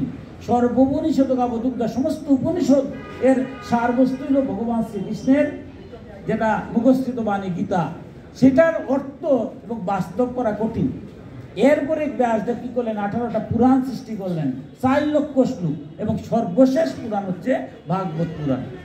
অর্থাৎ ভাগবতে এসে গল্পের মাধ্যমে সহজভাবে যাতে বোঝা যায় সমস্ত শাস্ত্রের সার তত্ত্বগুলো এখানে বলা হয়েছে। সেই ভাগবতে এসে সমস্ত তত্ত্বের কথা একই ঈশ্বর, ঈশ্বর এক, তবে তার বিপ্রদা বহুদা বদন্তি। বিপ্রগণ জ্ঞানীগণ বিভিন্ন রূপে রাখে। আমি দেখুন শিক্ষকতা করি, তাহলে শিক্ষকতা যখন করি তখন আমার একটা রূপ থাকে। আমরা যদি গ্রামের বাড়িতে যাই তখন আমি কৃষিকাজ, আমার জমি আছে, যদি ব্লক সুপারভাইজারকে গিয়া বলি যে আমাকে একটু সার দেন, সার দিতে গেলে জানেন না ব্লক সুপারভাইজার এখন কী হয়, মেম্বার চেয়ারম্যানদের দেওয়া লাগে, দস্তখত কাজ করা লাগে। শিক্ষক পরিষদের লেগে আমাকে দেবেন, তখন আমি কৃষক হতে পারবো। আমি যদি এখন দোকান দিতে চাই, আকরা মার্কেটের সভাপতি আমার উপজেলার চেয়ারম্যান মহোদয় দিবেন নি আমারে, শিক্ষকের পরিষদ দিলে দিতে হবে ট্রেড লাইসেন্স এনে ব্যবসায়ী, তাইলে তুমি দিয়ে দিবেন, নাইলে দিবেন না। তাহলে আমি একবার হলাম ব্যবসায়ী, একবার হলাম কৃষক, একবার হলাম শিক্ষক, তাইলে কি আমি 3 জন হয়ে গেলাম? 3টা কাজে 3টা নাম হলো, আমার রূপও পরিবর্তন হবে, কিন্তু তাই বলে ব্যক্তি 3 জন হলাম না, কর্ম 3টা হলো। তাই আমার সনাতন ধর্মে বলছে একমেব একজন ঈশ্বরই বিভিন্ন সময়ে বিভিন্ন রূপে তিনি আবির্ভূত হয়ে বিভিন্ন লীলা করেছেন। আর ভক্তরা ওই যার যেটা বলে গুরু পরম্পরায়, এই যেন বীজ মন্ত্র যেন আমার সনাতন ধর্মে 5টা মতের উপরে বীজ মন্ত্র থাকে, এর বাইরে কোনো বীজ মন্ত্র নেই।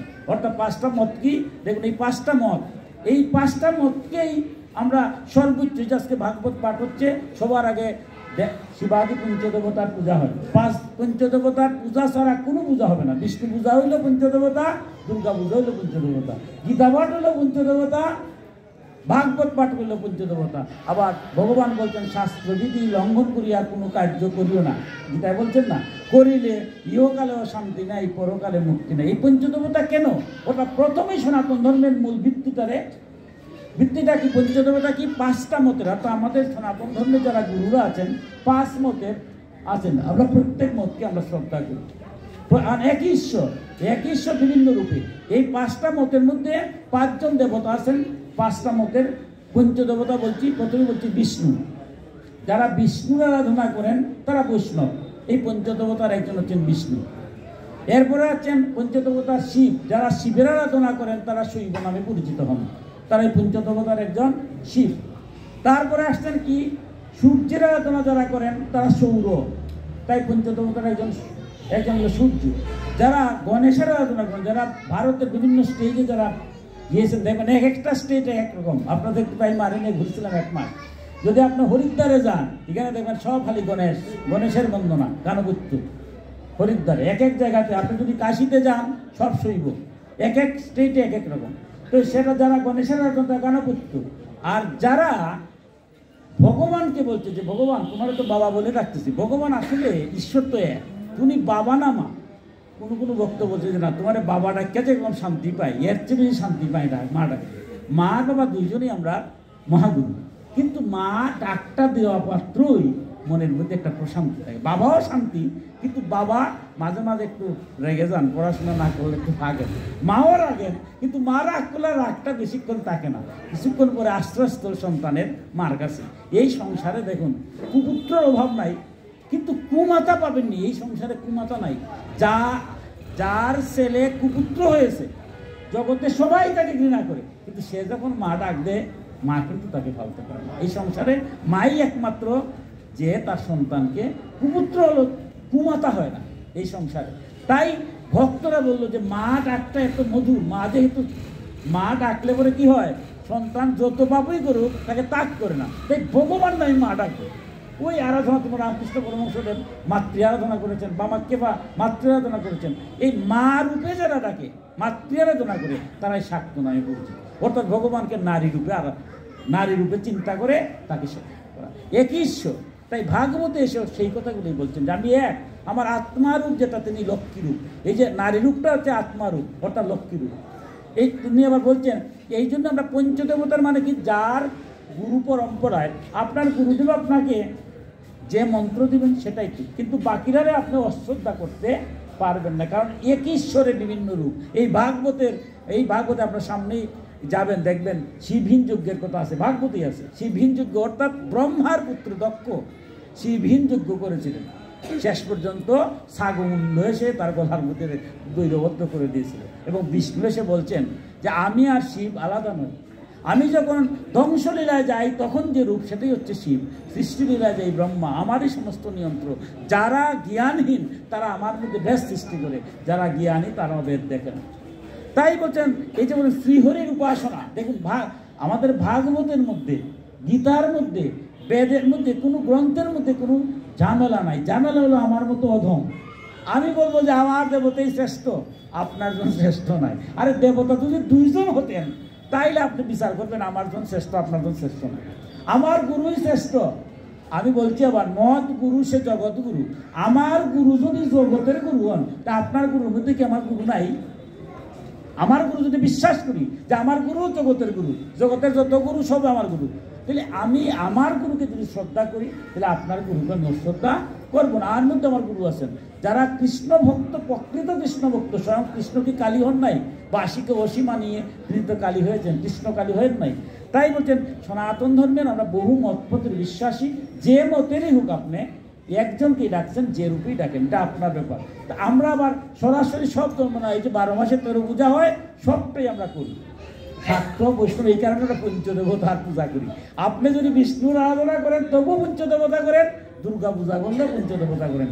গীতাপাঠ ভাগবত পাঠ হলে আগে পঞ্চদেবতাকে দেওয়া হয়, অর্থাৎ পঞ্চদেবতাকে ফুল না দিয়ে, আপনার মায়েরা দেখবেন 5টা কলা দিয়া নবীন না দিতে পারলেও একটা থালির মধ্যে দেখবেন কলা কেটে কেটে নাহলে 5টা দেন।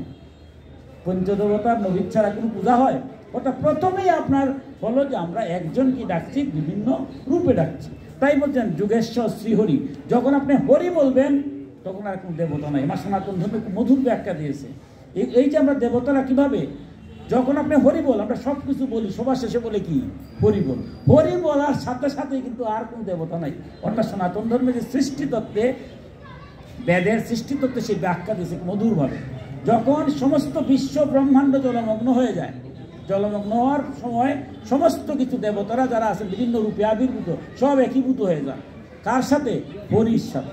হরির সাথে যখন, তখন আমিও নাই, আপনিও নাই, আপনার জীবাত্মা যেটা আছে এইটাও নাই, আমারটাও নাই। এখন পুকুর থেকে ঘটির জল, বাটির জল আনলেন, এক একটা আকার অনুসারে ধরল। যদি কোনো কারণে সেই জলটা পুকুরের মধ্যে আবার পড়ে যায়, তখন খুঁজে পাবেন কোনটা ঘটির জল, কোনটা বাটির জল। বিশ্ব ব্রহ্মাণ্ড যখন লীন হয়ে যায়, তখন গিয়ে সমস্ত আত্মাগুলা সমস্ত গিয়ে যুক্ত হয়ে যায়, তখন যে রূপটা তার নাম হচ্ছে শ্রীহরি। এই কারণে আমরা হরি যখন বলি তখন আর কোনো দেবতা নাই, সবাই এক। হরিবল হরিবল বলি আমরা শেষ করি, যে যাই করি সবার সাথে শেষে হরির লুক দিয়ে আমরা শেষ করি। অর্থাৎ যেভাবে উপাসনা করি, এই উপাসনার মধ্য দিয়ে সবার শেষে হরি মানে একটি বলে দেখে। এখন হরির থেকে যখন দেখি আমরা সৃষ্টিতত্ত্বে যাই, যখন তিনি সমস্ত বিশ্ব ব্রহ্মাণ্ড লীন হয়ে জলমগ্ন হয়ে যায়, নার মানে জলের মধ্যে তিনি শায়িত, তখনই হরি রূপটা দেখি নারায়ণ রূপে। এই নারায়ণের সাথে দেখি আমরা কি আত্মারূপে লক্ষ্মী অবস্থিত।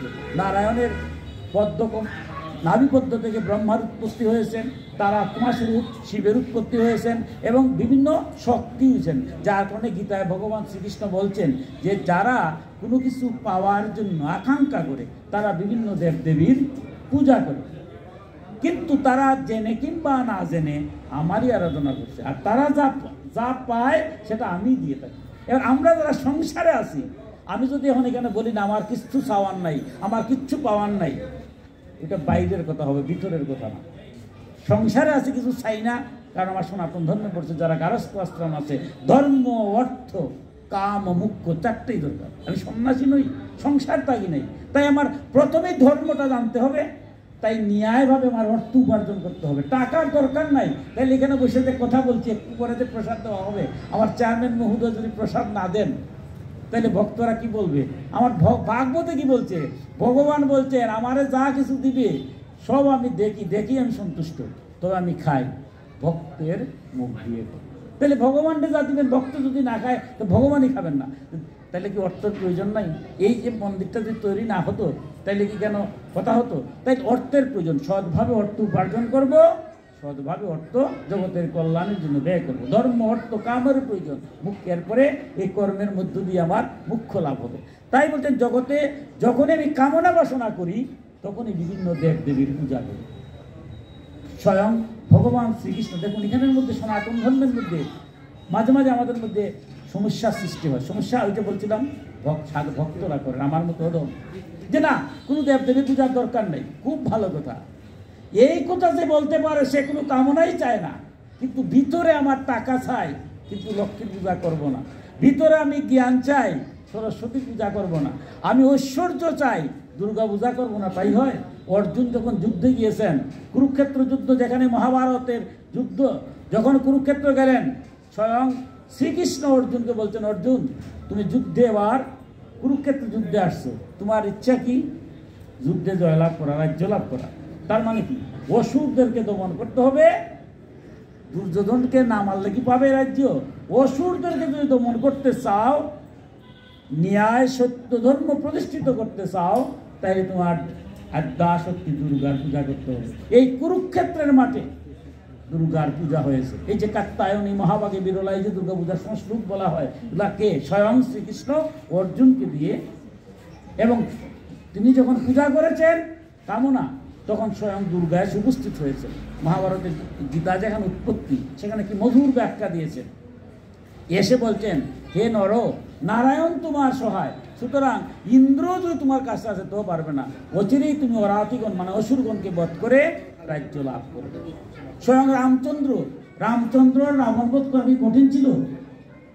তিনি অবতার পুরুষ, কিন্তু তিনিও যেহেতু রাজ্য পাবেন তাই দুর্গার পূজা করেছেন। তাই কামনা যতক্ষণ থাকবে ততক্ষণ আমি বললাম না না না, কোনো কামনা বাসনা নাই, এগুলো তো আরো এই যে ভাগবতে কি কঠিন কথাগুলো বলছে, চূর্ণ বিচূর্ণ করেছে না। যতক্ষণ আপনার কামনা বাসনা আছে, ভগবানের বিভিন্ন শক্তি রূপে যিনি আছেন তাকে আরাধনা করে। আমার ছেলে মানুষ হবে, জ্ঞানী হবে, এটা আমি চাই, তাইলে আমার সরস্বতী পূজা করতে হবে। কেননা এই জগতে আমার ছেলে লেখাপড়া করলো, মাস্টার ডিগ্রি পাস করলো, কিন্তু এরপরে দেখা যায় বাপরও দেখে না, মারও দেখে না। এই ডাক্তার ইঞ্জিনিয়ার কত ছিল, আমার লাভ কি মানছে বলে এটা মানুষ নাকি? লেখাপড়া করেছে ঠিকই, মা বাপই দেখে না, এত মানুষই হতে পারে নাই। তাই আমার জ্ঞান রূপে সরস্বতী কেন? কারণ সরস্বতীর বাহন আমাদের সনাতন ধর্মের যে প্রতিটা মূর্তির যে বাহনগুলা কত কঠিন তত্ত্বকথা। হাঁস, হংস মানে কি? রাজহংস। দুধ মিশ্রিত জলের মধ্যে দুধটা সে গ্রহণ করে, জলটা গ্রহণ করে না। এই সংসারে যেটা কল্যাণকর সেটাই জ্ঞান হয়। আমি একটা বোমা তৈরি করে মেরে দিলাম, মানুষকে মেরে ফেললাম, এটাও তো একটা জ্ঞান, খুব জ্ঞান। এই জ্ঞান অর্জন করা তোমার সরস্বতী দেয় নাই। জগতের কল্যাণ যেটা হবে সেই জ্ঞানটাকে অর্জন করো, সেটাই আমরা প্রার্থনা করি। আমার লক্ষ্মী দেবীর আরাধনা করি, টাকা দাও, কিন্তু মা লক্ষ্মী টাকা দিচ্ছে, নিচে আবার পেশা আছে। পেশাটা মানে কি? পেচকটা কি? যে রাত্রে আমরা লাইট চলে গেলে দেখবো না, রাত্রে অন্ধকার হলে দেখি, কিন্তু পেঁচা রাত্রে অন্ধকারে দেখে, সূর্যের আলো আসলে আর দেখে না। তাই অর্থ বেশি হলে পেঁচা হওয়ার সম্ভাবনা বেশি, ন্যায় সত্য দেখি না, অন্ধ হয়ে যায়। তাই মা লক্ষ্মী টাকা দিচ্ছেন আর বলছে টাকা নাও, সৎভাবে। এই যে আপনারা ভক্তরা সৎভাবে টাকা উপার্জন করছেন, সৎভাবে ব্যয় করছেন, জগতের অমঙ্গলের জন্য কোনো কার্য করো না। তাই বলছেন যে তুমি যুগেশ্বর শ্রীহরির উপাসনা করো। একটা সময় এইভাবে আর চাইতে চাইতে একটা সময় গিয়ে দেখবেন আর কিছুই চাই না। একটা সময় আছে, হুট করে আমি যে বলবো না, কিন্তু একটা সময় যে ব্রহ্মচর্য, গারস্থ, বানপ্রস্থ এবং সন্ন্যাস, যখন আপনি সন্ন্যাসের দিকে ধাবিত হবেন, একটা সময় গিয়ে দেখবেন আর কিছুই আমি চাই না। একটা সময় আছে, কিন্তু এখন এই সময় আসে নাই। যে সময় আসবে আপনি বলবেন। তাই বলছেন ধীরে ধীরে একটা সময় যখন যে সংসার থেকে চলে যাওয়ার সময় হয়, তখন বলছে ভগবান আমি সংসারে আসলাম, সমস্ত কিছু করে গেছি, এবার শেষ আশ্রয়স্থল তোমার শ্রীচরণে আমার ঠাই। এবার বলছেন অর্থ ও ইন্দ্রিয় সুখপরায়ণ ব্যক্তিদের প্রতি বিমুখতা ও তাদের প্রিয় ভোগ্য বস্তুর সংগ্রহে অনাসক্তি। দেখুন একের পর এক কথা। এই সংসারে কিছু দেখুন, আমার মহাপুরুষরা যারা আসছেন বারবারই বলছেন, আমার মহাপ্রভু কি বলছেন? সাধু সঙ্গ সর্বশাস্ত্রে কয়, লবমাত্র সাধু সঙ্গ সর্বসিদ্ধি হয়। যে সাধু সঙ্গ করার জন্য কেন বলছেন? সাধু সঙ্গ করলে পরে আমার নিজের মধ্যে যে দুষ্ত্রুটিগুলো আছে, দুর্নীতিগুলো যাবে। কিন্তু অসাধুর সঙ্গ হলে নিজের অজান্তেই করে যাব। এই সংসারে কিছু বলছে ইন্দ্রিয় সুখ পরায়ণ ব্যক্তি আছেন, যারা ইন্দ্রিয় সুখ ছাড়া আর কিছু সুখ চায় না। সেরা আমার বন্ধু হোক, যাই হোক, যেমন দুর্যোধন কিরকম মানুষ ছিলেন? নিজের অন্যায় ছাড়া, নিজের ভোগ ছাড়া, ভোগ করবো কিন্তু ন্যায়ভাবে করি না, অন্যায়ভাবে সব করবো। কিন্তু সেই ইন্দ্রিয় দুর্যোধনের সাথে পিতামহ বিশ্ব, দ্রোণাচার্য, দাতাকর্ণ, তারা তো অনেক জ্ঞানী ছিলেন। বিশ্ব তো স্বয়ং স্বেচ্ছামৃত্যু, অষ্টম সূর্যদেবতার মধ্যে একজন ছিলেন তিনি। দ্রোণাচার্য তার অস্ত্রে যতক্ষণ থাকবে, হাত থাকবে, কেউ মারতে পারে। পরশুরামের শিষ্য, গুরু বলছে তার হাতে অস্ত্র থাকলে কেউ পৃথিবী মারতে পারবে না। আর বিশ্ব তো স্বেচ্ছামৃত্যু, ভগবান কৃষ্ণ মারতে পারবেন না, সে না মরতে চাইবে, এটাই তো কথা। আর দাতাকর্ণ নিজের ছেলেকে যে নারায়ণ রূপে, নারায়ণকে নিজের ছেলেকে যে রান্না করে দিয়েছি, সেগুলো দাতা। এই সংসারে স্বয়ং শ্রীকৃষ্ণ বলছেন যুধিষ্ঠির পর্যন্ত দাতাকর্ণের কাছে কিছুই না। কিন্তু সেই কর্ণ এত শক্তিশালী, তার যে কবচ কণ্ডল ছিল, তাকে হত্যা করার মতো ক্ষমতা কেউ ছিল না। শুধু তাই না, শুধু অস্ত্র থাকলে, অস্ত্র যদি হাতে থাকে, তাহলে স্বয়ং অর্জুন পর্যন্ত তাকে মারতে পারবে না, কারণ তারা নিরস্ত্র অবস্থায় ভগবান কৃষ্ণ তাকে মারছিলেন, এত শক্তিশালী। কিন্তু এরা ধ্বংস হলো কেন? এরা তিনজন ধ্বংস হওয়ার পরই ভগবান কৃষ্ণ কিন্তু সমস্ত কিছু জগৎকে ঠিক করে বলছে, তোমরা একমাত্র উপায় হলো এই দুর্যোধনের সাথে থাকা। খারাপের সাথে থাকা যদি নিজের অজান্তেই নিজে খারাপ হয়ে যায় এবং নিজের পুণ্যকর্ম ধীরে ধীরে শেষ হয়ে যায়। নাইলে তো এই যে শিখণ্ডীকে চলা না করে অথবা অশ্বত্থমা পথ ইতি গজ অথবা রথের চাকা চলছে না এমন সময় কর্ণকে অর্জুন মেরেছেন, কিন্তু এগুলো তো সব বিধির বিধান, এগুলো তো হওয়ার কথা ছিল না। কিন্তু এরা কিন্তু ধর্মপরায়ণ ছিল, একটা জায়গায় বন্ধ ছিল, তারা দুর্যোধনের মতো দুঃশাসনের মতো, যারা দ্রৌপদীর বস্ত্রহরণ শুধু ভগবান শ্রীকৃষ্ণ জিজ্ঞাসা করেছিলেন মৃত্যুর আগে প্রাচীন জনকে, তোমরা কি পরিমাণ অন্যায় করেছো তার শেষ নাই। একটা একটা করে বলছেন দ্রৌপদীর বস্ত্রহরণ হচ্ছে, কুলবধূর বস্ত্রহরণ হচ্ছে, সেখানের মধ্যে পিতামহ ভীষ্ম আছেন, দ্রোণাচার্য আছেন, কৃপাচার্য আছেন, কর্ণ আছেন। দুর্যোধনের কোনো ক্ষমতা ছিল, দুঃশাসনের ক্ষমতা কিন্তু তাদের বেশি ছিল না, ক্ষমতা কিন্তু এদের ছিল। পিতামহ ভীষ্ম, কর্ণ, দ্রোণ, তারা যদি একটা হুঙ্কার দিতেন তাহলে কিছু হতো না, তারা সব মাথা নয়ে বসে থাকতেন। কারণ দুর্যোধনের সাথে এরা সখ্য করে নিজের অন্ধত্ব প্রকাশ করলেন। তাই যারাই দুষ্টের সাথে থাকবেন নিজের অজান্তেই খারাপ হয়ে যাবেন। তাই আবার বলছেন যারা ইন্দ্র সুখ পরায়ণে সংসারে, কাউকে তাক করা যাবে না, কিন্তু ভাগবত এসে বলছে, দেখুন এই কথাগুলো আমার কবিরা কি বলছেন, উত্তম নিশ্চিন্তে চলে অধমের সাথে তিনি মধ্যম যিনি চলেন প্রপাতে। বঙ্কিমচন্দ্র চট্টোপাধ্যায় এই ভাগবতের কথাগুলো কি মধুর ভাবে বলছেন যে উত্তম ব্যক্তি যারা, সাধু সন্ত যারা, তারা তো চলবেন, সমস্যা নাই, তারা যদি খারাপের লোকে চলেন খারাপটাকে নিতে পারবে না। কিন্তু আমার মতো আপনার সাথে আসছি এখন ভালো, খারাপের সাথে গেলে আমি নিজেও খারাপ হয়ে যাবো। কারণ স্বয়ং দ্রোণাচার্য তো ঠিক থাকতে পারলেন না, দাদা কোনো ঠিক থাকতে পারলেন না, এই সংসারটাকে তো সুজা। তাই বারবার বলছেন এই সংসারটা, এই যে আমাদের ছেলে মেয়েরা, আমি একটু আগে বলছিলাম বিপদগামী হচ্ছে, কেন হচ্ছে? আজ আমাদের পরিবারগুলোতে দুষ্ট যারা, তারা রাবণ বেশে আসে। রাবণ কিরকম মা সীতাকে হরণ করেছিল? সাধু বেশি। কারণ যখন রাম চলে গেছেন, লক্ষণ কিন্তু গণ্ডি দিয়েছেন, যে গণ্ডি বলি লক্ষণ গণ্ডি, রামের দুয়াই দিয়ে বলছেন যে জগতের কেউ যাতে রাম দুয়াই দিয়ে গণ্ডি ভিতরে কেউ ঢুকতে পারবে না। যখন সীতাকে হরণ করার জন্য রাবণ আসছে, ঢুকতে পারে না, দাউ দাউ করে আগুন জ্বলে, লক্ষণ গণ্ডিত। এবার দেখলো সর্বনাশ, এত বড় শক্তিশালী রাবণ, কিন্তু ওই লক্ষণের গণ্ডি ভিতরে প্রবেশ করতে পারে না। এবার সে কি করলো? এবার সেটা বুদ্ধি বার করলো, সন্ন্যাসী বের হলো। দেখুন, সাধু হও, সাধু সেজ না, সনাতন ধর্ম এমনি আসছে। রাবণ তখন সীতাকে দিতে পারে না, সাধুর ভের জন্য। এবার বলছে ভিক্ষাং দেহি, ভিক্ষা দাও, আমার মা জানো কি কি রকম সন্ন্যাসী আসতেই তো বুঝতে হবে যে কোন সন্ন্যাসী সে। এবার তিনি বাইর হয়েছেন, গণ্ডি পার হন নাই, কিন্তু উনি বলছেন আমার এখান থেকে বাইর হয়ে আসে, বলে না আমার লক্ষণ দিয়ে গেছে, আমার পরিবারের লক্ষ্য, এখানে আমি যাবো না। এবার সে অভিশাপ দেব, বিভিন্নভাবে প্ররোচনা করেছে। কিন্তু দেখুন, প্ররোচনা করার পরেও এই যে আমার মাতৃজাতি কিরকম, দেখুন এইভাবে বলার পরে নিজেও কিরকম কি হলো, তার প্ররোচনায় প্ররোচিত হয়ে দুষ্ট লোকের কথাগুলি তাকে দুষ্ট রকম। সাধুর ভেদ ধরলে কি হবে? সে দুষ্টভাবে কথা বলে যেমনে না গণ্ডির বাইরে নিল, সাথে সাথে তার স্বরূপ প্রকাশ হলো এবং সে হরণ করে নিয়ে। আজ আমাদের সমাজে, আমাদের যুব সমাজ যারা হরণ হচ্ছে, কিভাবে হচ্ছে? যারা আসছে তারাও সাধু সেজে আসছে, অত্যন্ত ভালো, আমরা তাদেরকে সম্মান করি, শ্রদ্ধা করি। কিন্তু যখন আমাদের ছেলে মেয়েদের নিয়ে যায় দুষ্ট পথে, খারাপ পথে, এরপরে বুঝে আয় হায় রে কি হবে। এর জন্য কি আমার ছেলে মেয়ে দেয়? ওরা তো অবুঝ ছিল, একদিনে তো হয় নাই। কেউ না কারো চোখে, আমার ছেলে বা আমার মেয়ে বিপদে চলে গেছে, একদিনে গেছে, একদিনে যায় না, কারো না কারো চোখে পড়েছে। হয়তো আমাকে কেউ ভয়ে এসে বলে নাই, বললে আবার আমি ধমক দেবো, আমার এই চরিত্র আছে, অথবা কেউ দেখেই নাই। কিন্তু আমরা যদি সবাই সচেষ্ট হই, দুষ্ট যেই তার দুষ্ট থেকে তারা দূরে থাকে। তাই বারবার বলছে যারা ইন্দ্রিয় সুখ পরায়ণ ব্যক্তি, চিনতে হবে এরা কি আসলে সাধু দেশে আসে। যারা দুষ্টরা আমার পরিবারে আসে, আত্মীয়তার ভাব ধরে, বুঝতে হবে যারা কোন প্রকৃতি। এরা কি রাবণ বেশি? রাবণও তো সাধু হয়েছিল, রাবণ সবংশে ধ্বংস হয়েছে, মা জানো কি অভিশাপ। মা বলছিলেন যে দেখো তোমার কারণে আজকে আমিও কলঙ্কিত, যে আমার পরিবার লক্ষণের কথাই মানতে পারে না, কিন্তু আমি কেন? সন্ন্যাসী থেকে আমি বিভ্রান্ত হয়েছিলাম। তাই তোমাকে আমি অভিশাপ দিচ্ছি, কেউ দুষ করলে সে নিজে মরে। রাবণ যেহেতু সন্ন্যাস বেশে খারাপ করছে, তাই সবংশে বিনাশ। আমার সবংশে বিনাশ হওয়ার কথা ছিল না।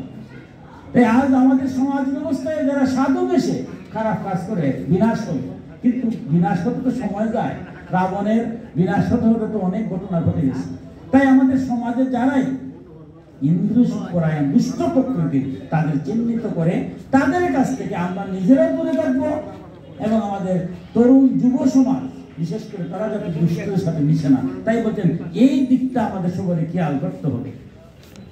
এরপরে বলছেন ভগবানের গুণকীর্তন রূপ অমৃতমান ভিন্ন অন্য বিষয়ে নিজের মধ্যে নিজে সন্তুষ্টভাবে অবস্থান। দেখুন একটা কথা বলছেন, আমরা সময় শেষ করতে পারছি না, কি মধুর কথা। ভগবানের গুণ কীর্তন রূপ অমৃতপান ভিন্ন, অর্থাৎ ভগবানের নাম গুণকথা শোনার জন্য যত চাওয়া এখানে আপনি না করবেন না। যত চান একজন সাধু গুরু বৈষ্ণব যেই আসুন তার মুখস্থিত কথা শোনা, ভগবানের নাম গুণগান যেখানে হয় কোনো নিমন্ত্রণ লাগে না, শোনা মাত্রই যাবে। এই ক্ষেত্রে যেন আমার আগ্রহ থাকে, সকল কাজের মধ্যে থেকেও ভগবানের নাম গুণকথা। ভগবানের যেখানে পূজা হয় একটা প্রণাম করলাম, আমি দেখলাম না তাতে কি হলো, আমার যাকে প্রণাম করছে উনি কি দেখেন নাই? উনি তো দেখছে যে আমার বাড়িতে আসছে। ভগবানে দেখলেই তো, ভক্তের তো বিশ্বাস এইটুকুই। আমি কি করছি না করছি আমার ভিতরে যদি ভগবানের যদি দেখে নেয়, তাই ভগবান বলছেন আমার রূপ যারা দেখে, আমার কথা যারা শুনে, আমি তাদের মঙ্গল, তাদের আমি হৃদয়ে অবস্থান করি। তাই বলছেন যেখানেই ভগবানের নাম গুণ গাথা কীর্তন হয়, পূজা হয়, যজ্ঞ হয়, সেখানে গিয়ে যেন উপস্থিত হয়। আর এছাড়া অন্য কিছুর বেলায় বলছেন নিজে নিজে যা পাওয়া যায় তাতেই যেন সন্তুষ্ট। দেখুন এখানে আবার বলবেন যেটা কিরকম কথা, আমার তো অনেক কিছু চাই। আচ্ছা দেখুন ভগবান কারে কিভাবে কি দেয় এটা বলা তো মুশকিল। হয়তো আমারে অনেক টাকা দিয়েছে, অনেক টাকার মালিক হলাম, কিন্তু এখন দেখা গেল রাত্রে আর টাকার চিন্তা ঘুমায় না, ঔষধ খাইও ঘুমায় না। তো এই টাকা দিয়ে আমার লাভ হলো কি? এখন আরেকজনের টাকা টুকা নাই, এমনি দিকে ঘুমায়। এই কারণে কোনটা দেওয়া ভালো আর কোনটা দেওয়া মন্দ, হয়তো যদি টাকা পাই, আমি টাকাটা যদি সঠিকভাবে কষ্ট করি, ভালোভাবে কষ্ট করি, হয়তো ভগবান আমার টাকা দিয়ে পরীক্ষা করছে, দেখি টাকাটা পাইয়া কি করে। কেউ ভালো কাজও করে, কেউ খারাপ কাজও করে। তাই বলছে তুমি যা পাবে তা নিয়ে সন্তুষ্ট। আমার টাকা নাই তা তো কিছু নয়, টাকা পাইছি তাও আমার পরীক্ষার বিষয়। অর্থাৎ আমার সম্মান যেটুকু আছে এটুকু নিয়ে কেউ আমাকে অপমান করুক তাতে আমার আপত্তি নাই, কিন্তু আমি যেন কাউকে অপমান করি না। কেউ আমার নিন্দা করে তাতে কিছু আসে যায় না। একজনের নিন্দা করুক, সাধু যে তার নিন্দা করলে কিছু আসে যায় না, সে নিন্দা করছে তার কি আসে? আমার মতো অধম্য যদি আপনারা একটু নিন্দা করেন তাহলে তো আর উপায় নেই, একদম রেগে থেকে অগ্নিশর্ম হয়ে গেলাম, প্রশংসা করলে একেবারে আনন্দ আত্মহারা হয়ে গেলাম। কিন্তু সাধু যারা, সাধুর বৈশিষ্ট্য তা না, নিন্দা করলে বলে নিন্দা করতে থাকো, আমার কি আসে গেল, যদি আমার ভুল থাকে আমি সংশোধন হবো। কিন্তু নিজে পরে নিন্দা করে না, প্রশংসা করলে বলে আমাকে প্রশংসা না, ভগবান বলেন আমার নিজের কিছুই নেই, আমি যদি এই মুহূর্তে মারা যাই, মারা যাবো না, কি যা করাচ্ছে ভগবান করাচ্ছে, আমার কোন ক্ষমতা আছে? তাই বলছেন যারা এই চিন্তা করে সংসারে থাকে, কি করে সন্তুষ্ট থাকে, তারা ইহকালে শান্তি এবং পরকালে মুক্তি পায়। কারণ আজকের যে বিষয়টি হচ্ছে, প্রশ্নই করেছেন ইহকালে শান্তি কেমনে আসে? এই যে আপনারা অত মধুর জীবন যাপন করছেন, সংসার দুঃখ না, তাই কি করলে ইহকালে মধুর হয় সেই কথাগুলোই বলছেন। এবার বলছেন জীব মাত্রের প্রতি অহিংসা, জীব যারাই হোক জীবের প্রতি হিংসা করা যাবে না। অহিংসা পরম ধর্ম। এই পৃথিবীতে সবচেয়ে ভয়ঙ্কর হচ্ছে হিংসা। আপনাকে আমি দেখতে পারি না, আপনার কুৎসারটনা করা, আপনার নিন্দা করা, এর চেয়ে খারাপ আর কিছু হতে পারে না। কারণ দোষ দেখার জন্য আমার জন্ম হয় নাই, আমার নিজের দোষ দেখতে হবে। এই জগতে আমার কি পরিমাণ দোষ আছে। যারা ভক্ত সাধুগণ ভাগবতের সামনের দিকে যাবেন, কি বিশ্লেষণ করেছে যে সাধুরা বলছেন যারা সাধু তারা প্রতিদিন রাত্রে গিয়ে বিচার করে ঘুমাইবার সময়, যে ঘুম থেকে তো উঠলাম, সময় নাই করে সারা দিন তো কাটাইলাম, এর মধ্যে কতক্ষণ ভগবানের ডাকলাম আর কতক্ষণ অযথা সময় নিলাম, এই বিচার করে পরের দিন থেকে ভগবানকে দিয়ে যারা আনকন্ডিশনাল সারেন্ডার, ভগবানকে বলে ভগবান যা হয়েছে তুমি ক্ষমা করে দাও, এখন থেকে যেন আজকে থেকে যে যা ভালো তাই যেন আমি করি, কোনো ভালো কার্যে যেন আমার অংশগ্রহণ হয়। কেউ একটা ভালো কাজ করছে, আমি সেটা টাকা দিয়ে পারি, কথা দিয়ে পারি, সাহায্য করি, অথবা আমি নির্লিপ্তই থাকলাম, কিন্তু আমার বাক্যের দ্বারা, আমার কথার দ্বারা তার ভালো কার্যটা যেন বাধা সৃষ্টি হয় না। কোনো বাধা সৃষ্টির জন্য আমার আসে নাই, কোন জগতের কল্যাণের তাদের জন্য আমার হয়। তাই জীব মাত্রই কোনো হিংসা করা যাবে না, প্রত্যেকের প্রতি শ্রদ্ধা রাখা যাবে। এরপরে বলছে আত্মহিতের অনুসন্ধান। আত্মহিতে কি আমরা দেখুন, এই যে আত্মহিত, নিজের হিত মানে নিজের মঙ্গল। আমার মতো ওদম আমি মনে করি খাওয়া দাওয়া ঘুমাইলেই মনে হয় সবচেয়ে বড় শান্তি, এর চেয়ে শান্তি আর কিছু নেই। দেখুন আমার মতো অশান্তি কিরকম, এই যে সনাতন ধর্মে বলছে সত্য, রজ এবং তম, তিনটা গুণ আছে প্রত্যেকের মধ্যে থাকে, কের মধ্যে একটু বেশি, কের মধ্যে কম। আর ত্রিগুণের ঊর্ধ্বে উঠতে বলে এর উপর ভক্ত। রাবণ, কুম্ভকর্ণ আর বিভীষণ তিনজনই আরাধনা করছে ব্রহ্মা। তিনজনের তিনটা চাওয়া, অমর হওয়া। অমর হওয়া মানে তাদের চিন্তা অমর যদি হতে পারে বিশ্ব ব্রহ্মাণ্ড আমার হাতে থাকবে, কিন্তু ব্রহ্মা তো গেল। শেষ পর্যন্ত কুম্ভকর্ণ দেখলো যে খাওয়ার মধ্যেই একমাত্র আনন্দ, তাইলে বলে আমি 6 মাস ঘুমাবো, ঘুমুই আনন্দ। যেদিন আমি জাগবো মনে মনে ভাবো দিন যা পারি খাবো, যেন ওই দিনটাকে মারতে পারে না। ব্রহ্মা বলেন তো কাজ, সে হলো তমগুণের অধিকারী, ঘুমানি আর খানি, আর কোনো চিন্তা নেই, এটাই একমাত্র জীবনের। কিন্তু সে কি বাঁচতে পারলো? 6 মাসের মধ্যে ব্রহ্মার বড় ঠিক আছে, আর 6 মাসের মধ্যে তাকে ডাক দৃষ্টিতে উঠে দিল, যার কারণে সে মারা গেল। রাবণ, সে তো কোনো অবস্থায় মানে না, কিন্তু সাধনা করে তো ভগবান তো এখানে জায়গা, ভক্ত যদি ডাকে ভগবান আসতে বাধ্য, ডাকতে পারলো। রাবণ তো সাধনা করেছে, কিন্তু একটাই অমরত্ব চায়। শেষে বললেন দেখো নর আর বানর ভিন্ন, কেউ তোমারে মারতে পারবে না, দেখো এই বর দিতে পারে ইচ্ছা করছে। মনে মনে ভাবলেন যে বাবা দেবতায় যদি কেউ মারতো না, ওরা সাধারণ মানুষ আর বানর এগুলো পারবে। উনি তো ভাবতেই পারি না যে নররূপে নারায়ণ রাম এসে তাকে মারবে, কিন্তু সে করছে এগুলো। অর্থাৎ সে রাজসিক ভাব, অর্থাৎ আমি সবসময় বিশ্ব ব্রহ্মাণ্ডের শ্রেষ্ঠ থাকবো, সব আমার অধীনস্থ হবে, এই যে রাজসিক ভাব। কিন্তু বিভীষণ কিন্তু প্রার্থনা করেছে শেষ মুহূর্তে গিয়ে বলতে, প্রভু তোমার শ্রীচরণে যেন আমার মুক্তি থাকে। ব্রহ্মা বলে তুমি একমাত্র অমর হওয়ার যোগ্য। সে আর অমরত্ব চাইল না, বললো তোমার শ্রীচরণের মুক্তি থাকে, বলে তুমি অমর হয়ে, এবং তার মুক্তি হয়েছিল। সবসময় রামের অনুরক্ত ছিল। তাই বলছেন আমার অনুসন্ধান আত্মহিতে কোনটা, আমি কি তামসিক কর্মে যাব, না রাজসিক কর্মে যাব, না সাত্ত্বিক কর্মে যাব, এই হিত করে প্রত্যেক কর্মের সাথে আমার যুক্ত হবে। যে কোনো কাজ, যে কোনো কর্মের মধ্যে বলছে এই জগতে যা কিছু আছে সব 3 ভাগে বিভক্ত, সাত্ত্বিক, রাজস্ব। এমনকি পূজা পার্বণ পর্যন্ত ভাগবত বিশ্লেষণ করেছে যে পূজা যে আমরা করি, পূজাও একটা আছে রাজস্বিক পূজা, বিশাল লাইটিং উইটিং করে একটা বিশাল করলাম, সাত্ত্বিকভাবে করলাম না। পূজার যে উপকরণ আছে এগুলো কিছুই নাই, একটা বিশাল করলাম, দেখাইলাম মানুষের। রাজস্বিক পূজা, এগুলো লাভ হবে না। তামসিক পূজা, যা খুশি ইচ্ছা খুশি করলাম, ভগবানের নাম গুণ কীর্তন। আমরা সনাতন ধর্ম আজকে তামসিকতা এমন মুক্ত হয়েছি যে হরিনাম কীর্তনটাও আজকে আমরা তামসিকতায় নিয়ে গেছি। মহাপ্রভু থাকলে আজকে মহাপ্রভুর জন্মদিন, এই তো কয়েকদিন পরে আগামী সোমবারে হবে, কিন্তু মহাপ্রভু থাকলে ভাবতেন যে হরিনামটা দিলেন, সেই হরিনামটা ছায়াছবির গান হয়, এই হয় সেই হয়। আমরা লক্ষ টাকা খরচ করে অনুষ্ঠান করি, কীর্তনী দলগুলোকে আনি, তারারে যদি 50,000 ক্ষমা করবেন, এরা তো আমারই মানুষ, এই মহাপ্রভুর প্রতিনিধি হয়ে কীর্তন করছে।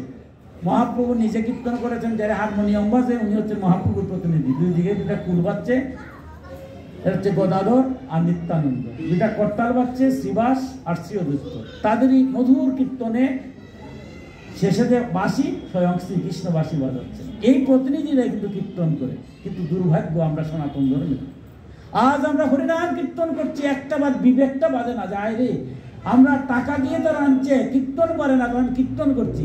বাঁশির মাঝে ছায়াছবির গান বাজে, বাঁশির মাঝে আধুনিক গান বাজে। আমার সনাতন ধর্মে অষ্টপ্রহর আছে।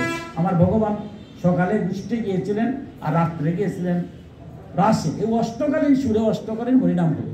অষ্টকালীন সুর যদি আমি নাও পারি, কত মধুর সুর আছে আমাদের।